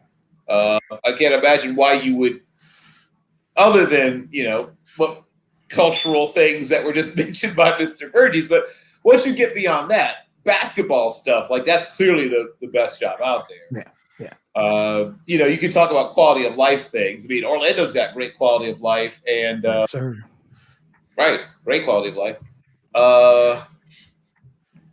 Boston's the best job, though. I mean, in terms of basketball job. Yeah. Okay. Well, what about Chauncey Billups, Bill? Well, he's darker, but but the good news is he's already established a relationship with the city, so I think that might work out for him in terms of that. Obviously, his bona fides, coaching-wise, are not quite as established as Jason Kidd's, but I think he might be welcomed a little more warmly simply because, obviously he's, maybe not a favorite son of the city, but he had a good run there and established himself as a player that was popular with the fans. Sure. Yeah, I want Chauncey in Indiana. I like their roster. Miles Turner and Sabonis, Karis LeVert, and I like Malcolm Brogdon. I always did. I think that would be a really good fit. And ultimately, it's a great first job. Indiana is a solid first coaching job. And I'm a huge Chauncey guy, Mr. Big Shot, his time in Detroit.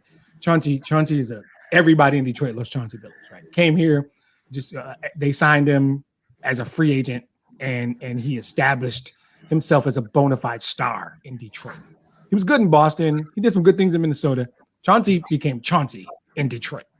And I think he is a teacher at heart. I think Chauncey's going to be a really good coach.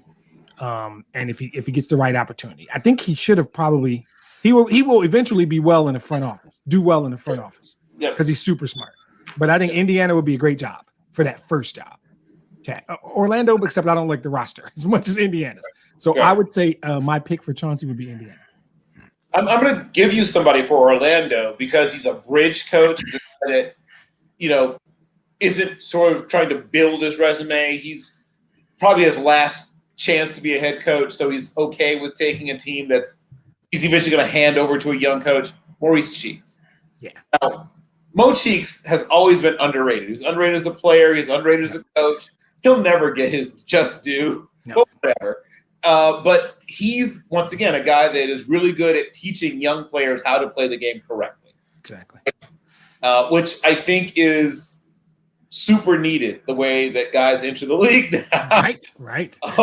Many of them with so little idea of how to do things that we have trouble believing guys who are getting paid to play basketball don't know how to do yet. Exactly.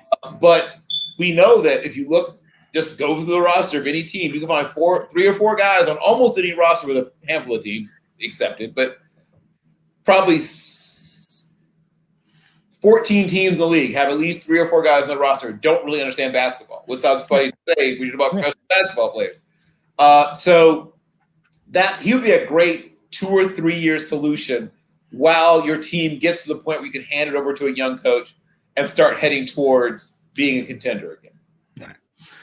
Well, and now the guy that I would have definitely nominated to be in Space Jams because I think he has a head like an alien, Mr. Sam Cassell. Yes. So, Bill, where do we put Sam? Well, I know that you wanted Chauncey to have this job, but I can see Sam actually being a pretty good fit with the Pacers for a lot of the same reasons, actually.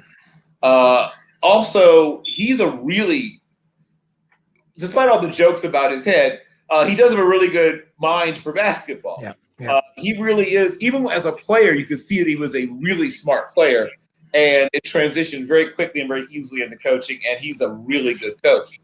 I think that his future is bright in coaching.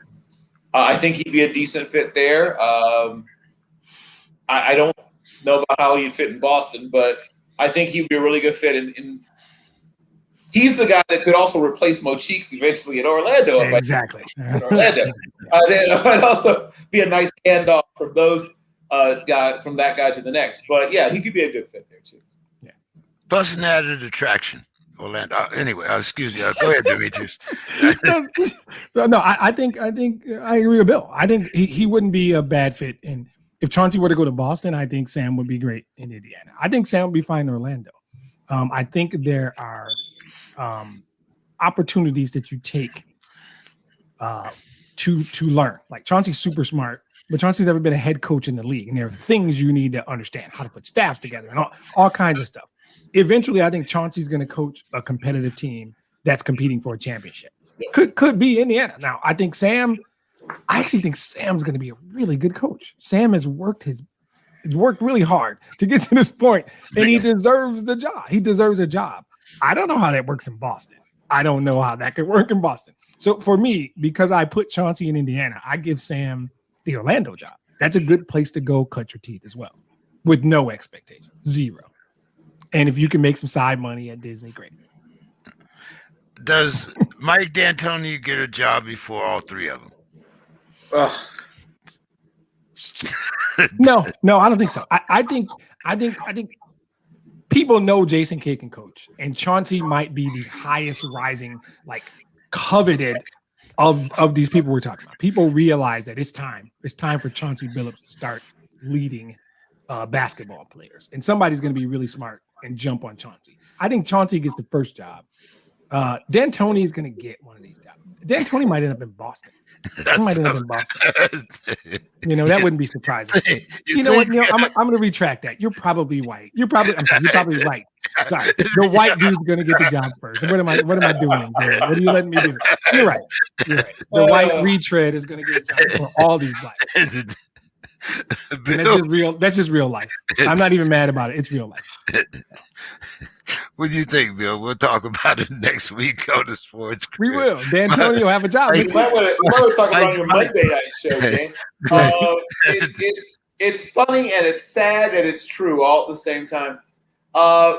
You would think by now people, like, you kind of know what you're getting when you get Mike D'Antoni, right? I mean, like, I think is pretty established. Like, it's not like, okay, let me predict something. Your team will score 8 more points per game if Mike D'Antoni is your head coach. At least one of your young offensive players will go from being a good player to a great offensive player. Like, he will break out. He'll go from averaging 14 or 15 points a game to that 23, 24 points a game per game average. However, your team give up 127 points a night. Yes. So are you okay with that? Are you okay with giving up 127 points a night? If you are, then yes, sign me up. I mean, bring him in. Let's do it. Roll the dice. It just seems like you would think by now, you know what I mean? Once again, it's back to the old parable, whatever. Hey, I was a Scorpion when you let me climb on your back. Yep. Like, when you bring in Mike D'Antoni, the advantage is you're getting Mike D'Antoni, but the disadvantage is you're also getting Mike D'Antoni. Yeah, that's. I'm not even going to follow that. That's it. That's great. You know he's a Scorpion. You're as a group, your team won't be able to spell the word defense. So there's like, don't even waste time. And you're not going to sniff the second round of the playoff.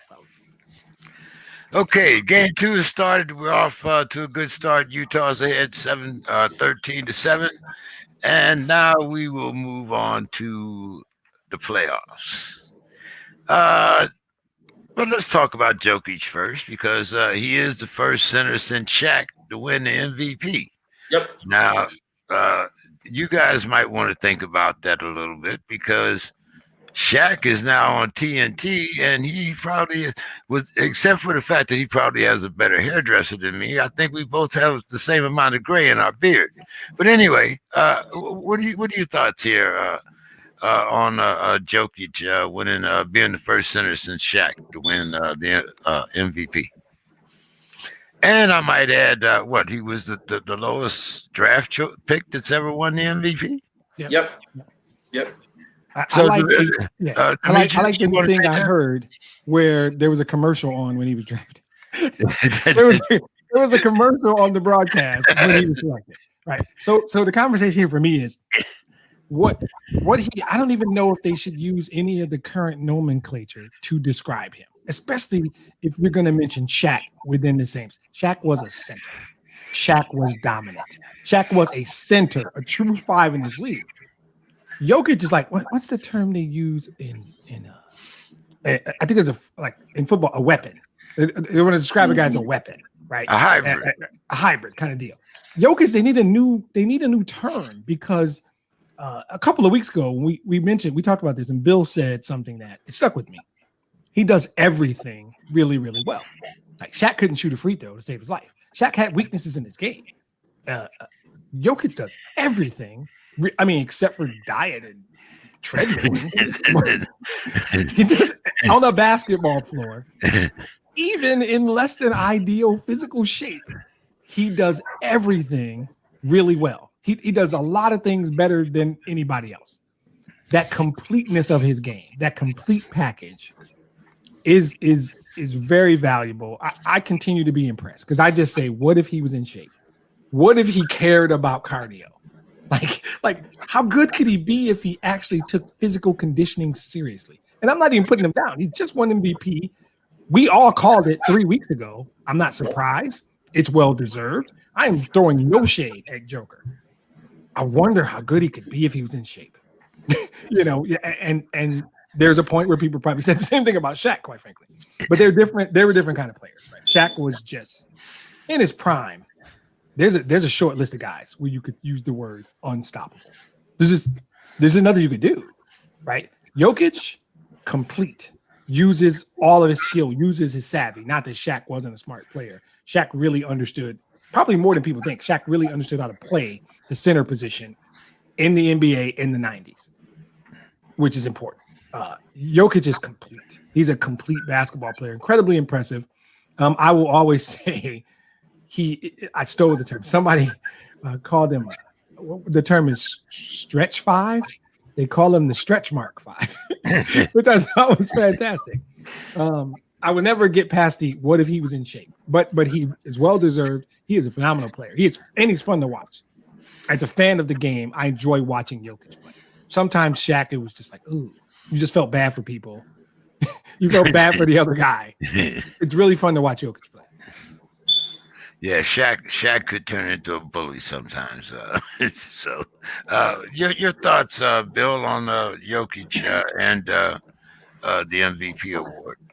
Yeah, it's funny when you're talking about two people who play the same position but are not playing the same position at all. So we have this. There's a term that I've heard my friend Duke Manyweather, who is an offensive line. Private offensive line coach, and some other people used recently, big skill, right? Yeah.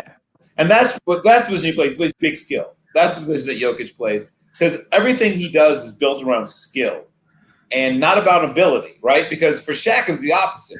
Not that Shaq didn't have some skills. I mean, we all remember him leading the break a couple of times in the All-Star games, things like that.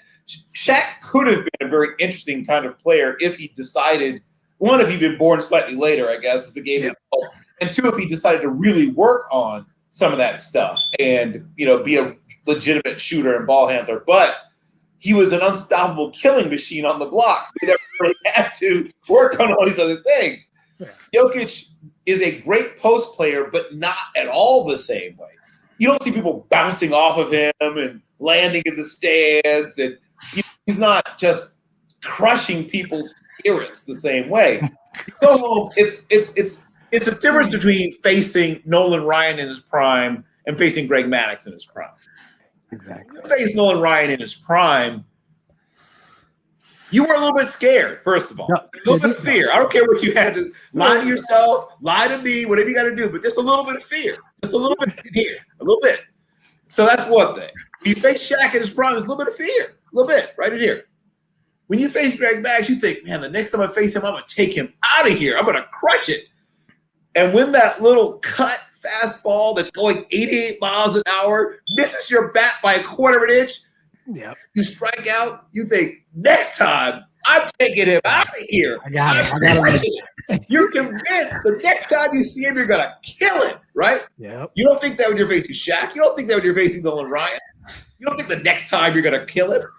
With Jokic, when he puts 22, 14, and 9 on you, you think, but the next time I'm going to shut him down. He's not strong, right? I got him next time. And the next time he puts up 31, 7, and 14. But next time, like you're 100% convinced that next time it's going to be different. Just like with Greg Maddux. You're convinced the next time it's going to be different. I got him now. Oh, I watched the tape. Now I got it. Right? You haven't, but you're convinced that you have. You're never convinced you have it with Shaq, at least not when he's in his prime. You never thought you had it. You knew your best chance was to try not to get hurt, right? When you're facing Nolan Ryan in his prime, you're trying not to get hurt. You're trying not to get hurt. You're trying not to get hurt. Yep. So it's completely different. They're dominating in you. Think that they're playing once again technically the same position, but they're doing it so very differently. Dominating, doing it as differently as you can. It's just amazing. Yes. You know, Bill, when I watched the Denver coach Malone the other day, it kind of brought into Ranger school, because no matter what, you can't do anything right. It doesn't matter. You're always wrong. You know, if you land in the water, why did you get wet? Yeah. What the heck were you thinking? You know, so Denver has 2 losses. And I'm thinking, you know, you have a coach that constantly, you know, is trying to tear you down when, you know, that's really not part of what he should be doing. That's not part of the process. But also another thing that you learn in Ranger school is how to adapt. And I never saw Denver adapt during the game. Yep. Your thoughts? Well, everything you said is true. And I'm going to circle back around to the gentleman directly beneath me, at least as I see him on the screen. Dimitri Fergie's, and I've been bringing this back up since he brought it up originally, the dat dude theory. And the Jazz are, once again, I love great team construction. Like the Jazz's construction of that team, beautiful. The way that team is built together, it's beautiful. It reminds you of the way that Popovich used to build teams, right? Where you had 1 or 2 really, really good players, maybe even great. You had a bunch of guys who were good to very good. And then role players who not only knew their role, but excelled at their role. And then Denver doesn't have quite that, though they're kind of headed in that direction, but they have that dude, man. Oh, do they have that dude? Any night that he laces them up and goes on the court, you could be seeing history. I mean, think about the scoring numbers, the magic numbers, 81, 70, 55. Like, think about the things that, I mean, maybe not 100. You might not get to that. But almost any of the numbers that the magic numbers in scoring outside of Wilt's, you know, that one night in Hershey, Pennsylvania. But all the other numbers are within reach. All the other numbers are within reach. Any of those other numbers, there's a chance you might see those.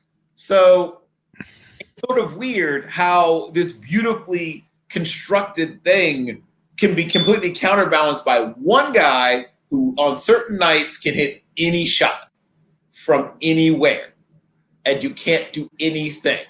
Nothing. Yep. Demetrius.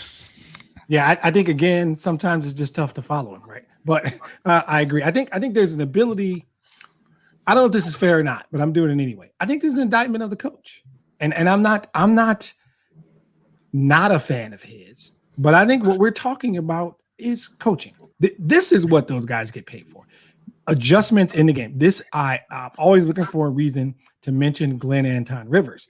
I always believe he has been one of the best throughout his career at adapting during an individual game. Every coach isn't great at that. And I think what you're seeing is a display of that. And okay, he'll talk to me about injuries, and I have to agree. We knew that if Porter's back gave out and without Murray, they're hampered. I can't ignore that. I'm not going to say that doesn't matter. But at the same time, you're talking specifically about adapting. And I think there was evidence of that failure to adapt in both games. And I think that's on the coach. That's on the head coach, Malone. So. Yeah, I definitely have to agree with you there. Like I said, a coach should take some responsibility when his team loses. You can't just say it's because, what about your game plan? Like I said, to me, failure to adapt. Let's see. The Clippers, whom we're watching right now, they're down by 3, which is exactly what they lost by in their last game to a well-rested Jazz team. So the fact that they lost by just 3, are you thinking that even though they're down now, are you thinking that this might be a 7-game series, or does Utah have the definite advantage here by playing a team that's not as well rested as they are at this particular point, taking a 2-0 lead? What do you think, Demetrius? Both of those things could, in theory, be true. I just happen to think Utah is a better team. Now, as you move further in the playoffs, the talent gap is narrower, is what I'm trying to say. So in theory, both of those things could be true. The Clippers could be good enough to stay within 3 points and get swept in 4 3-point games. That wouldn't be out of the question. And they have played more, and the rest will eventually catch up. There's a degree of, in my opinion, especially in basketball, adrenaline can carry you so far. We're getting close to that point.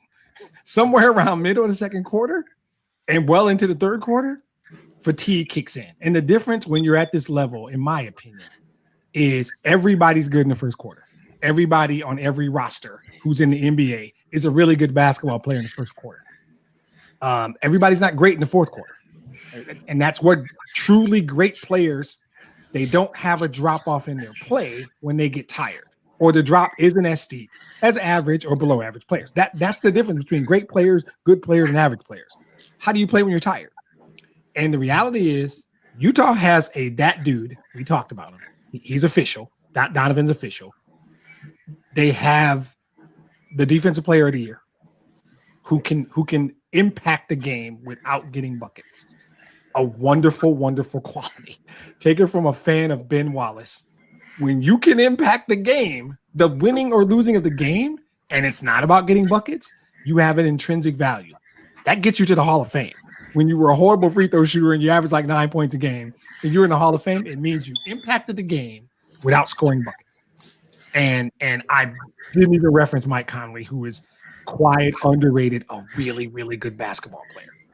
So my point is Utah's a better team. This could be a sweep and every game could be close. Or this could be 7 games.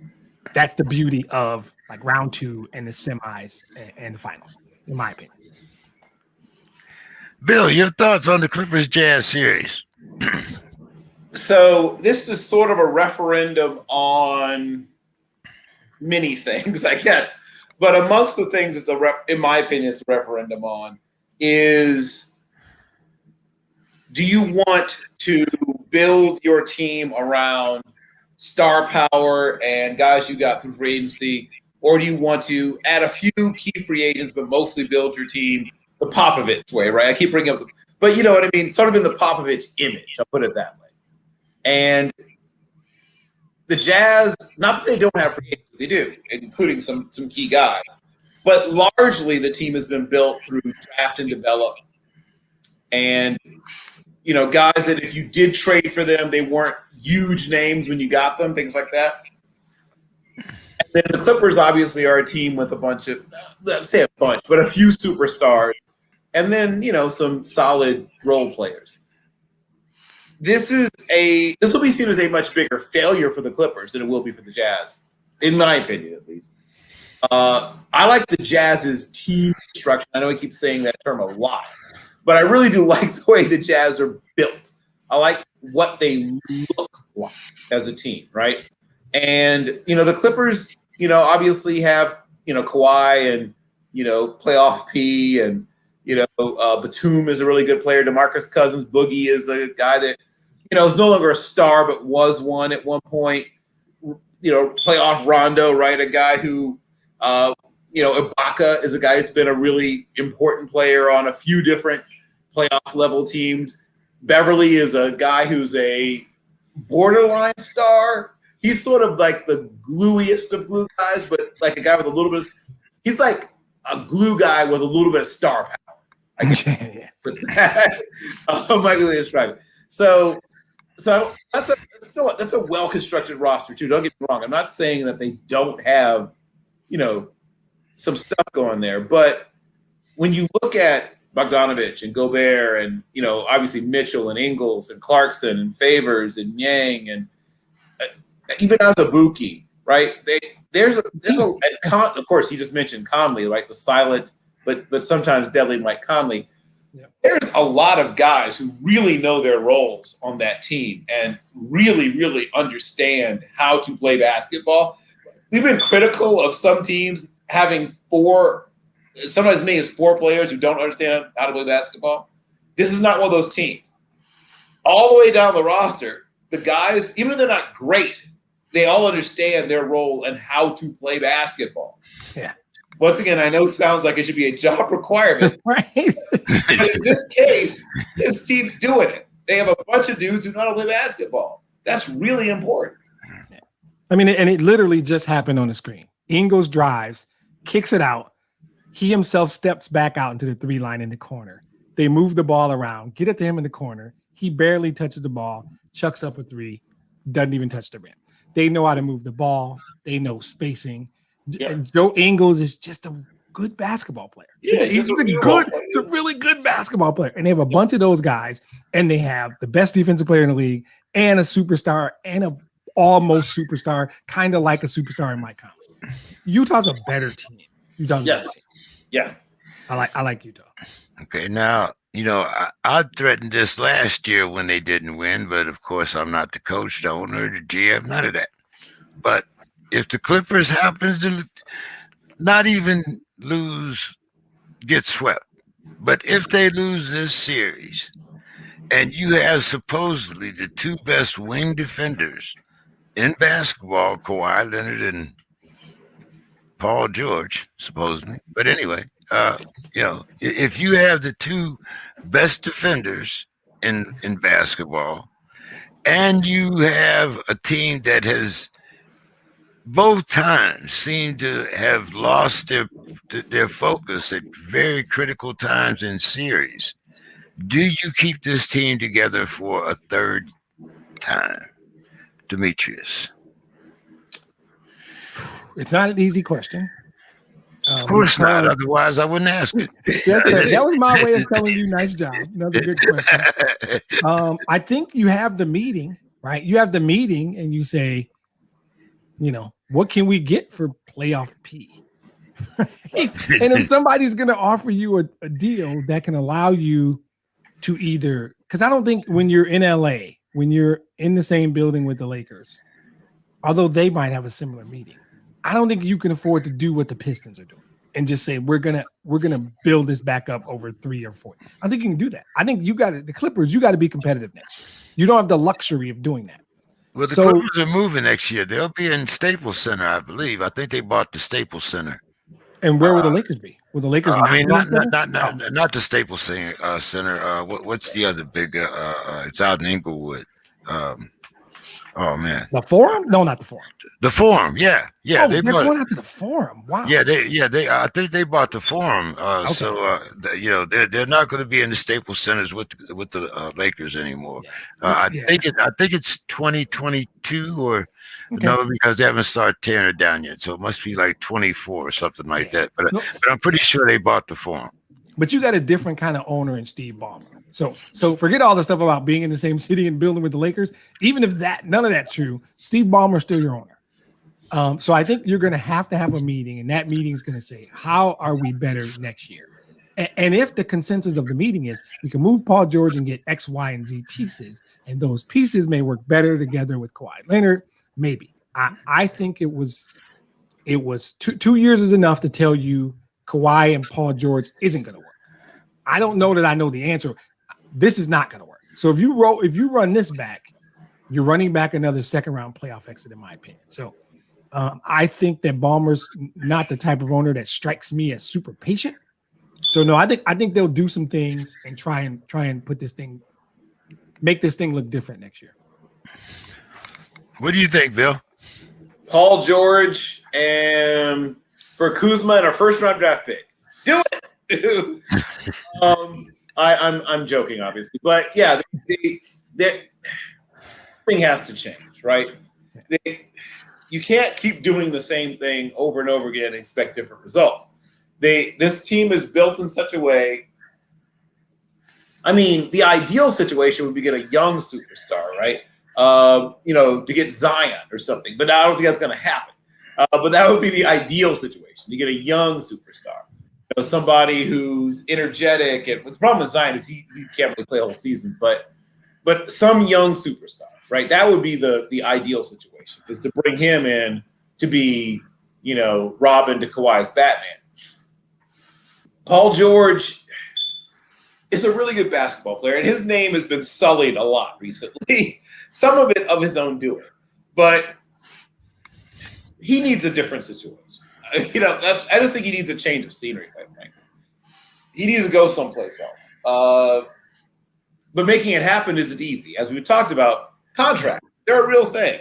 Yeah. And when someone has a ton of guaranteed money, you got to, who's going to take it? How do you? I can't remember how much dead cap. I can't remember what the cap hit is. I'd have to check again, but I know it won't be easy for them to make this thing happen. They've kind of paid themselves into something of a corner. Yeah, they have players that can move more easily, but they aren't Paul George. Exactly. That's the issue. They have 2 or 3 other guys who actually would be much more attractive to other teams than Paul George would be, to be perfectly honest. You'd have to find someplace where somebody already loves him, somebody in the front office or a coach already loves him. Right. So that's what you have to think about. Who already loves Paul George and wants Paul George? If you can find that team, that somebody who says, man, I really would love to have Paul George, now you got to see if you can make that. I mean, it might be one of those things where it's like a 3-team, round robin kind of thing, because these things are tough to do, man. I mean, you mentioned Kemba. Can you somehow move Kemba somewhere or bring Kemba in and get somebody to take Paul George? I mean, it's complicated. This is where GMs earn their money, quite frankly. These are the deals. Because it's not like just playing, on 2K Live. You got to make these things work, and it's hard. And you've got chemistry stuff. You've got money stuff. You've got where's this person in their career stuff, all to try to make work. Bill, this next question, I have a little problem with your Lakers, man. I know you have AD and I know you have LeBron, but it seems to me like the Lakers are trying to make a quilt. They're just taking any kind of patchwork pieces and throwing them in there and hoping that it works, because they have what they consider the best 2 basketball players in the world. So where are the Lakers for next season, Bill? What do they have to do? What do they have to bring in? I mean, other than postseason doctor for AD. I mean, that it seems to be like, he has the playoff syndrome. He always it's always around the playoffs. He can have a great season, but around the playoffs, it's going to be his pinky toe or something. I mean, it's just going to be something. It's going to be a Red Fox moment. What do you think? Yeah, I've talked about this.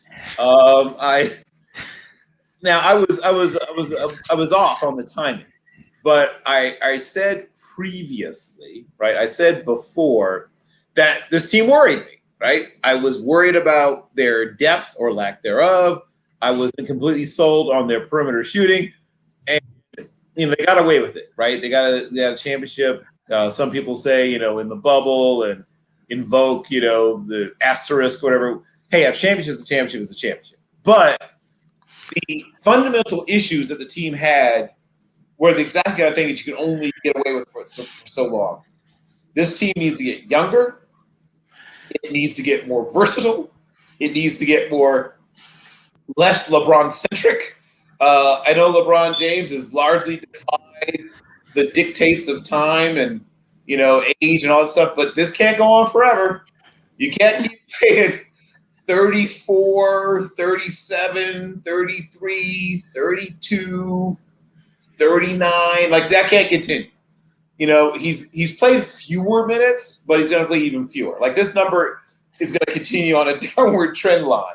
Yeah. And who's going to pick up that slack? And that's been a big – and AD is a very good player, but he's not that kind of player. This team needs a lot of things for a team that people keep penciling into the finals for whatever reason automatically. This is a surprisingly needy team for a team that people – I mean, once again, because of having two really great players, but people just automatically say, well, they'll be in the finals. So a lot can happen, And teams that don't have great depth are, my father used the term, running between the raindrops. Well, eventually you get wet. Yeah. For a while they did it. They ran between the raindrops, but this year they got wet. And they might stay wet unless something changes. And this isn't a coaching thing. Like, this is a well-coached team. This isn't a thing where it's like, oh, fire the coach. I mean, you can fire the coach if you want to, but whoever you bring in, I don't care who it is going to run into the same problem. Mike D'Antoni. Great idea. Woo! It would be entertaining. I'll say that. It would be Showtime on meth, but unfortunately, we know how that story is. We talked about that. This is a team that doesn't have cap space. I mean, there's so many things that sort of go against. You can't really rebuild. Once again, this is where G observed their money. They don't have a lot of tradable assets. I mean, Kuzma is about as attractive as young pieces they have. I keep joking about trading him, but he's about as good as it gets in terms of attractive young pieces. Good luck. It is. It's tough. I think you're right. I think you work your way to the right answer, which is good luck. That's where they are. The truth is, they're going to convince themselves. You won the quilting contest last year. I mean, but a lot of things came together for that quilt. But they're going to convince themselves it was a health thing. I don't think they're going to do much. I think they're going to be tempted to make a move with Kuzma, and then somebody in the room is going to say, there's going to be a life after LeBron, and we're going to need some players here. We can't survive with Dennis Schroeder. Right? So I think they're going to convince themselves that had LeBron and AD been healthy with Schroeder and the Drummonds of the world, which I don't know if they're going to bring back, but you can always get a guy at buyout. There'll be a Blake Griffin, Andre Drummond type available at buyouts. They're going to convince themselves that everybody healthy and they had a long season because of the bubble and all that nonsense. They're going to convince themselves they have another run, and they're going to do next to nothing, and then bring back the band and try again next year. And they'll have a solid regular season. But the point they're going to ignore, the best point Bill made is Father Time's undefeated. As LeVar Ball would say, never lost. So eventually, LeBron's going to get older. I don't think they care about that, though. I think they operate in these windows. And the window for the Lakers is however many years LeBron has left, we're taking a shot at everything. When that changes, we'll adjust then. We'll figure it out then because we're the Lakers. And they're right. They'll have cap money. They'll probably trade Anthony Davis or whatever. I don't think they think that's now. I think they believe with health, they can compete for a championship. I think they're ignoring a group of people in Utah. I think they're ignoring a group of people in Denver, Colorado, and probably when Klay Thompson comes back, they might have to look upstate at some guys who can do the one thing Bill and I have talked about all night. They can shoot the basketball. So Golden State's not going to just disappear. Wiseman's going to get better, and Klay's going to come back, and Draymond's still Draymond. So Golden State's got a resurgence coming. I think they start to look older, and injuries. The injuries are going to happen more often, not less often. That's the part that it seems obvious to me. These two guys' bodies are not going to magically just like, okay, we're all good. Probably going to have a similar deal because the game is hard on the body for guys who've been doing it as long as they have and are as freakishly built as they are. So I think they'll take another shot. I think it's a wasted effort. And then I think this time next year, we'll be talking about the full blow up. Demetrius, can the 76ers, we were talking about Ben Simmons, he scored a career low 4 points, I believe it was, in the playoffs last game. Can the 76ers depend upon their bench, like my man Stacks, to be their go-to after Embiid? So I feel like you're talking about Shake Milton. Shake, yeah. I love that. You know what? It doesn't even matter, right? It kind of doesn't matter, James. The answer to your question, I think, is no. No, he's going to have to be Superman to keep them competitive because we talked about it. We keep talking about it. Ben Simmons can't shoot. Ben Simmons can't shoot the basketball, right? It's so, how many times have we talked about dudes that can't shoot the basketball? So when your second best player can't shoot, you are schemable. I just made that word up. Best player is your bench. Because your real second best player can't shoot the basketball. Ben Simmons is simply a talented young man, probably a nice dude. Let me be clear. He is schemable. Good coaches in the NBA, he's schemable. And Doc is doing his best to hide this kid. Doc is working overtime trying to hide this kid. And you just can't do it. And so if Embiid continues to play like the very best version of Joel Embiid, they will continue to be, and he's doing that now. By all accounts, on one leg. So if he can continue to do that, and the law of averages and patella tendons suggest he can't do that continually, but if he does, they'll continue to be competitive. I happen to believe, because I have not given up on the Bucks yet, whoever is there the next round, if they get past Atlanta, then the party's over because he won't. Ben Simmons is too schemable, is my short and sort of cute little made up word. He's completely schemable. You can figure him out. So it's going to take Embiid being Danny Manning in the 1988 NCAA tournament for them to win. Yep. I just pulled the Bill Carroll. You see what I just did there? I pulled one out. Yeah. Single-handedly carry them. What's your thoughts on the 76ers and their chances of having a successful bench in order to win the season, this series, Bill? Well, Daryl Morey is one of the more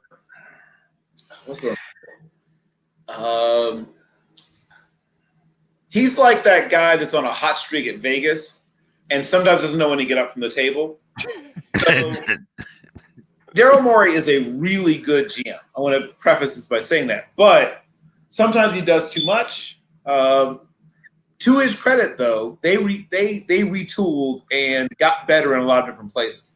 I like the team as a whole. Danny Green is once again a glue guy. Dwight Howard is a really good backup center at this point in his career. Shake Milton is fun to watch. Tobias Harris is there. Sort of like what you said about Mike Conley earlier, Demetrius. He's that for them, sort of. Much bigger guy, but similar in what he lends to the team. Seth Curry is a specialist, but a really good specialist at what he does, which is, be the other Curry. But he's good at it. He's a good version. I mean, he's great. He's the best at it, actually. Right. He's the best version of being the other Curry. And then Joel Embiid is maybe the last old school drop step, half hook, turnaround jump shot, Bob Lanier style center left in the game. He might be the last of a truly dying breed. And he is virtually unstoppable at times. But he is injury prone and he's just one man. Yeah. So the way the team is constructed, one, he needs to stay healthy, obviously, which has been a challenge. Two, somebody has to hit shots from the outside. Now, sometimes that guy is Danny Green, and he's not really a specialist that way, but he can shoot well enough. Seth Curry, right, is sort of a one-trick pony, but when that one trick is working, he can be a lot of fun to watch out there. Tobias Harris is probably the most dependable all-around player on the team in terms of being able to do a little bit of everything. Yep. He can play small forward. He can play power forward in a pinch. Almost big guard sometimes even. He can defend. Yeah. Yep, he can defend several different positions. He's a good enough passer that he's probably the second best passer on the team, maybe, which is saying something. So they don't have. I mean, ideally, your second best player on the team is a guy you can keep over 25 if you're doubling your best player. They don't have that. Like, that's a problem. If you can't get 25 points from your second best player when somebody's trying to take away your best player, how far can you go? Right? Exactly. I mean, that's a problem. If you can lay off the second best player on the team and still he goes for 14 when you basically weren't defending him at all, what are we doing here? Like, Yep. that's not good. I mean, Andrew Wiggins could do that better. You know what I mean? Like, that's unprovoked attack on Andrew Wiggins. Sorry, but my point is that Andrew Wiggins could give you more offensively if you're kind of ignoring him than Ben Simmons, who's supposed to be a star. Yep. So yeah, that they have a structural problem, and it's like you've built this.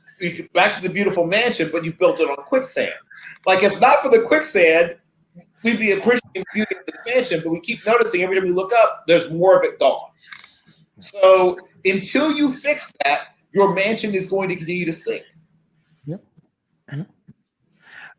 Guys, I know we're talking about playoff basketball, but there's another family. We always talk about the Ball family and how they have, the three brothers that are active in professional basketball.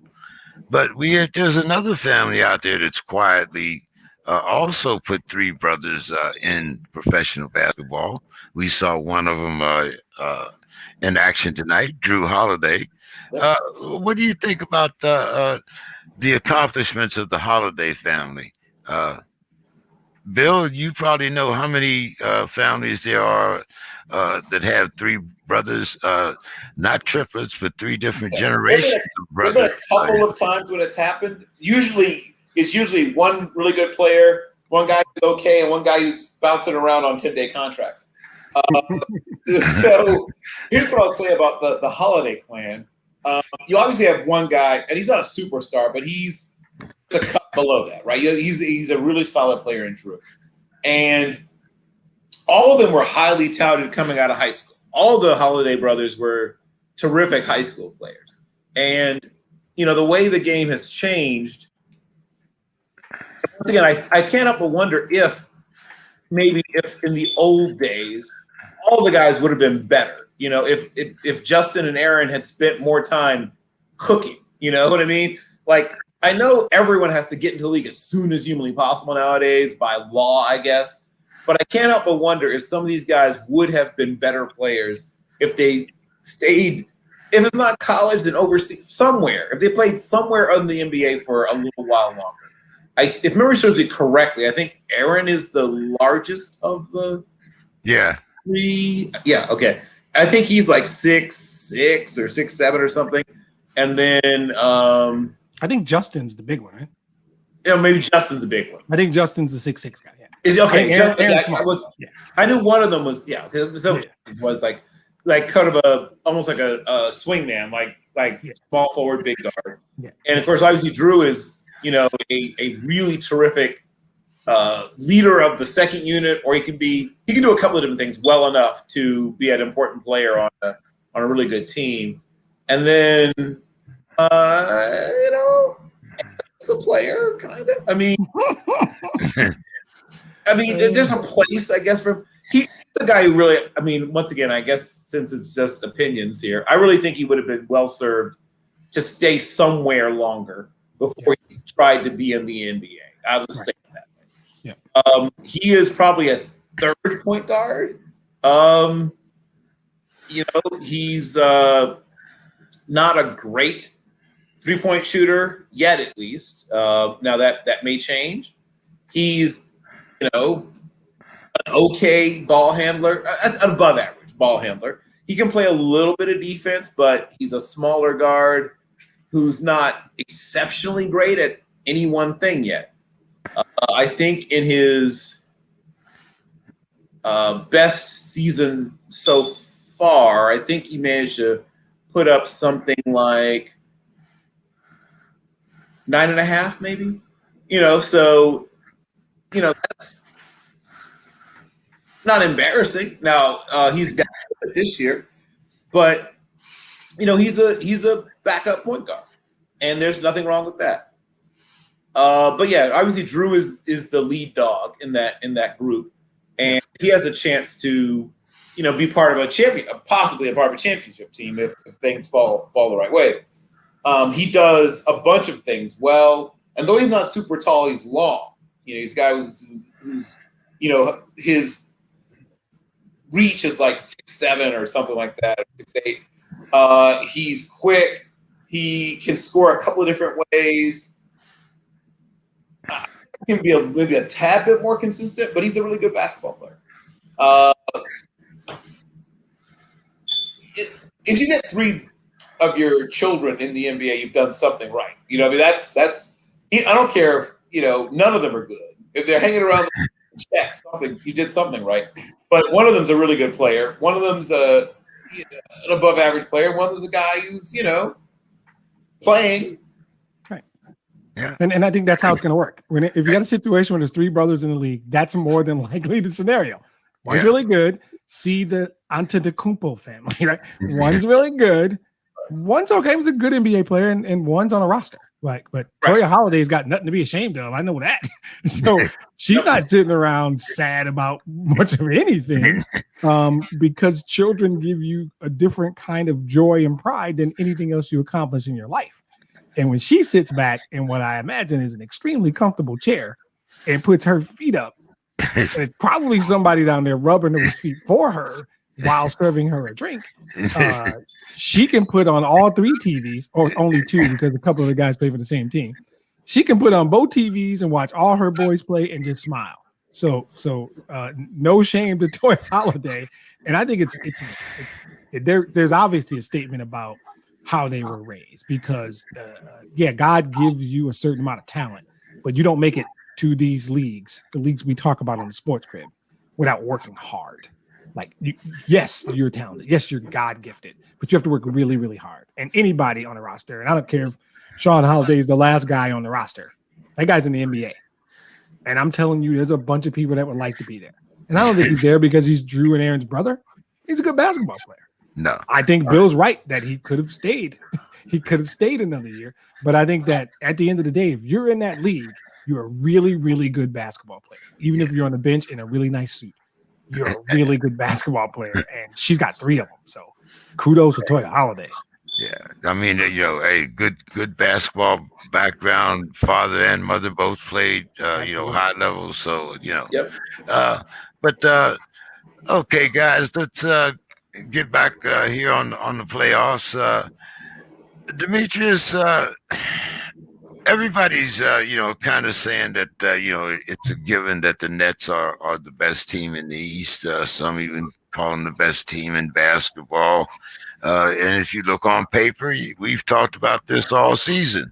Of course, they look good on paper. You got Harden, Durant, and Kyrie. So who would be the best team that you would match up against the Nets? The Hawks or the 76ers? Okay, I'm going to respect the question after I throw my disclaimer. I have always been a Milwaukee Bucks guy. After tonight, I'm still a Milwaukee guy. I don't think that series is over, but I'm going to respect your question because you were killing it tonight with your questions. Obviously, it's the Sixers because they have they have a big man that's that dude because big skill is a new term that Bill has introduced us to, and it's going to stick. If Joel Embiid, and I keep saying this, and it's probably ridiculous to keep saying it, if he continues to play as he's playing, they're still, because Tobias Harris is a really good player.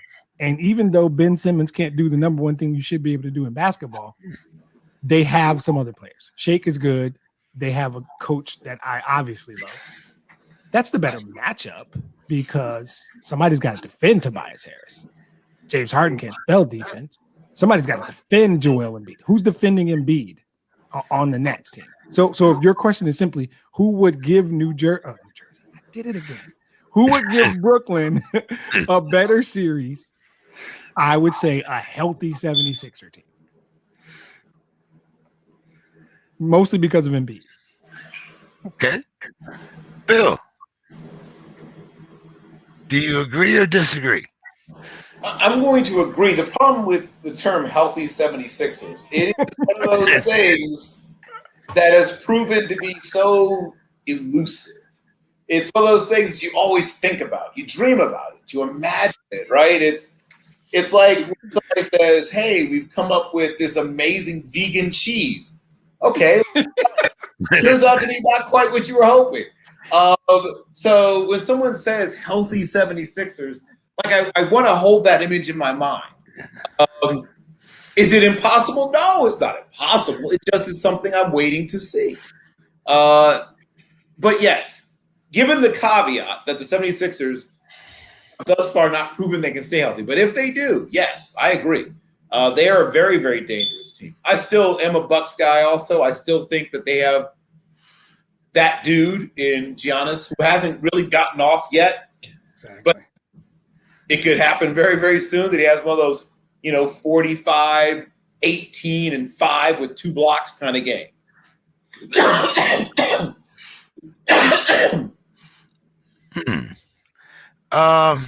Surprisingly, nobody chose the Hawks. And defensive the Hawks are a year or two away, but they're a fun team.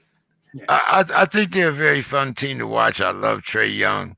But once again, like you said, Bill, healthy 76ers, I mean? That's like, kind of like the impossible chicken that's made out of plants. But anyway, we'll talk about that later. So Bill, why don't you give us your final thoughts? Tell everybody where they can find you. And I'm going to tell both of you guys now. I know Monday you forgot, Bill. I did. But next week, not this coming week on the 14th, where we'll be talking about critical race theory versus culturally responsive teaching. But the week after, the week of the 21st, we will be talking once again about inclusion. Demetrius, I know you. I will accept airline excuses only. But I really want you guys to have a part in this discussion, especially since I'm sure that it came up in your various workplaces. So, Bill, why don't you give us your final thoughts? Tell everybody where they can find you. And hey, man, once again, great show. Thank you, guys. Thank you. Thanks for the opportunity. You can find me on Twitter pretty much all the time, all day, every day. Either at capital B, capital C, ARRORR138, that's at BCarroll138, or at 11, that's ELEVEN, that's the word, not the number, at 11 Bravo 138. So 2 Twitter feeds, no waiting. So there has been one truly fascinating soap opera that has been holding the NFL on tenterhooks. And that's, of course, the Aaron Rodgers saga. Now, as we've talked about, the Packers seem to have some sort of thing where they can't seem to figure out how to end the careers or help their Hall of Fame quarterbacks to end their careers without a bunch of, things that normally we'd associate with the works of Tyler Perry or something. It really is like something out of Dallas or whatever, some of this stuff with the backbiting and scheming and whatever. So Brian Bartlett's star was the last guy who managed to just sort of play until it was done and then leave, and nobody had anything to say about it. So now on their third Hall of Fame quarterback in franchise history, they've reached a point where we're getting a chance now to see Jordan Love. And sort of lost in this, almost Machiavellian tale of, point and counterpoint is that a young black quarterback who I was a fan of coming out of San Jose State. Now, I didn't think he was a guy I would have taken in the first round. I would have taken him probably early in the second. But either way, he's in the league now. He's getting his opportunity. And he's answering a bunch of questions, some of them football questions even. But obviously other things as well. I hope what doesn't get lost in the shuffle is that at some point he will be a starting quarterback. Probably maybe sooner rather than later due to things that are now ongoing. But Jordan Love is a guy that has been, like so many other of the young men we talk about, since he was probably 7 or 8 years old, been working towards this moment. And whether Aaron Rodgers comes back tomorrow and says, oh, hey, guys, what's been going on, right? As if nothing happened. Or doesn't come back until halfway through training camp. Or doesn't come back until kickoff of game one. Who knows? Or doesn't come back at all. Is on another team. Either way, Jordan Love have an opportunity for as long as he's the number one. He's the number one. For the first time, he was getting scout team rep last year, which is, I don't know about you've ever seen what that's like. It's a whole different animal from being the number one quarterback. One is you're not even running your own offense, right? He was running other teams' offenses, or at least something that looks like other teams' offense as much as possible, with a bunch of, backup players. Now he's running his team's offense with starters. And he has a chance to, even if he doesn't hold the job this year, he has a chance to establish whether or not he should have the chance to be the guy. So the Packers, I think, speaking of the whole, four-dimensional chess thing, secretly sort of kind of don't mind, at least for a while, that Aaron isn't around, because now they get a chance to really see what they have or don't have in Jordan Love. And knowing that, as they said, knowing is half the battle, knowing that will enable them to know what they need to do going forward and will either weaken or strengthen the bargaining position of Aaron Rodgers. But either way, Jordan Love has an opportunity to establish whether or not he can or should be the man. Awesome. All right, Bill. Hey, man, thanks so much. And I look forward to talking to you next week, man. Always a pleasure. Demetrius, final thoughts. Yeah, first, thanks for having me. I've told you guys how much I enjoy this. The Roar podcast is about to kick back up into high gear as we're getting closer to camp and games. So you can just find us at The Roar Podcast, Facebook, Twitter. I have a producer who manages all the social media stuff because I'm anti-social media, but the Roar Podcast can be found if you happen to be a Detroit Lions fan or just a fan of a team and you need a good laugh. So feel free. We take everybody. Tonight, in my almost always exclusive effort to recognize contribution, notable people that look like us. Last week, I noted the 5-year anniversary of the death of this guy, a guy who's high on the list of probably one of the most influential, notorious, famous, all kinds of different words you can use, passed away today, 75 years ago. So John Arthur Johnson is a complicated story, right? It's a complicated story. I find it fascinating. I've always found them fascinating. I have told people, because I'm a big fan of sports biographies and biographies in general. And when people say, tell me the best biographies you've ever seen that were ever made. Unforgivable Blackness is right at the top of the list, right? Ken Burns knows how to do this, by the way. So Unforgivable Blackness, PBS documentary, highly recommended. He simply was the most dominant fighter of the turn of the century. I think he had the belt for 7 or 8 years, around 1907 or 8 until well into the middle of the next decade. So 7, 8 years, 1908 to 1915 or something, I think is what's in my mind. There's so much more to it. His fight with Jim Jeffries was called the fight of the century at the time. He wasn't, and I'm not sitting here going, he was this perfect dude. In fact, I'm making it very clear, he may not have been a perfect dude.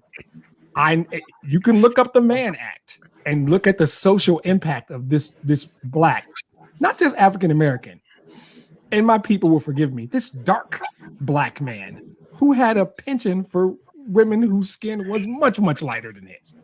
At that time, unlike now, it's a different deal, right? Dating white women, being married to white women was a different deal. And he was, as the title said, unapologetically, unforgivably black. He didn't care because he was Jack Johnson. What were you going to do about it?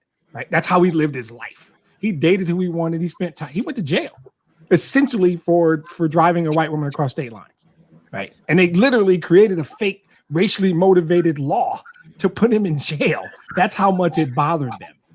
And his influence cannot be ignored. Whether you think he's notorious or something else, his impact can't be ignored. Particularly the racial aspect of it. It is interesting. He was a fascinating human being. He had 95 fights, by the way. If you're not a fan of boxing, you might not realize how many fights that is.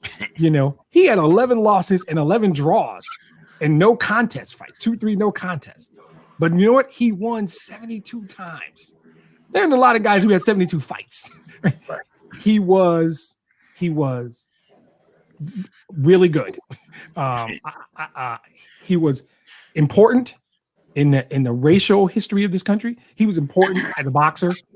And it's kind of ironic that a week after, Ali's 5 years, 75 years ago today, he died, unfortunately, in a car accident. So Jack Johnson is the recognition of the day. However you feel about him, I recommend, my assumption is that people, unless you're a big boxing fan or you're a big fan of African-American history, you probably don't know nearly as much as you need to know about Jack Johnson. So today's final thoughts are, look into this dude. Watch Unforgivable Blackness. There's all kinds of works, whether they're print or electronic, on Jack Johnson. I think you will be entertained. You will be enlightened. You will likely be fascinated. You may or may not be disturbed. I don't know. That's on you. But I do highly recommend looking into another influential figure that happens to look like us. So. It depends upon how much you apologize for your own blackness, I think. But exactly. Right. But that's a different question. Yep. We'll talk about that in inclusion. Sorry. Yep, absolutely. All right, guys. Well, hey, man, as with every Thursday night, we're cutting off right on time. Yep. Glad to have the audience with us. I hope it's not too late where you're at. But here in California, it's 8:30, so my night is just beginning. The rest of y'all have a great night. I'll see you next week. And hey, it's all about the SPORTSKRIB. Have a great night, everyone. All right, then. See you next week. Night.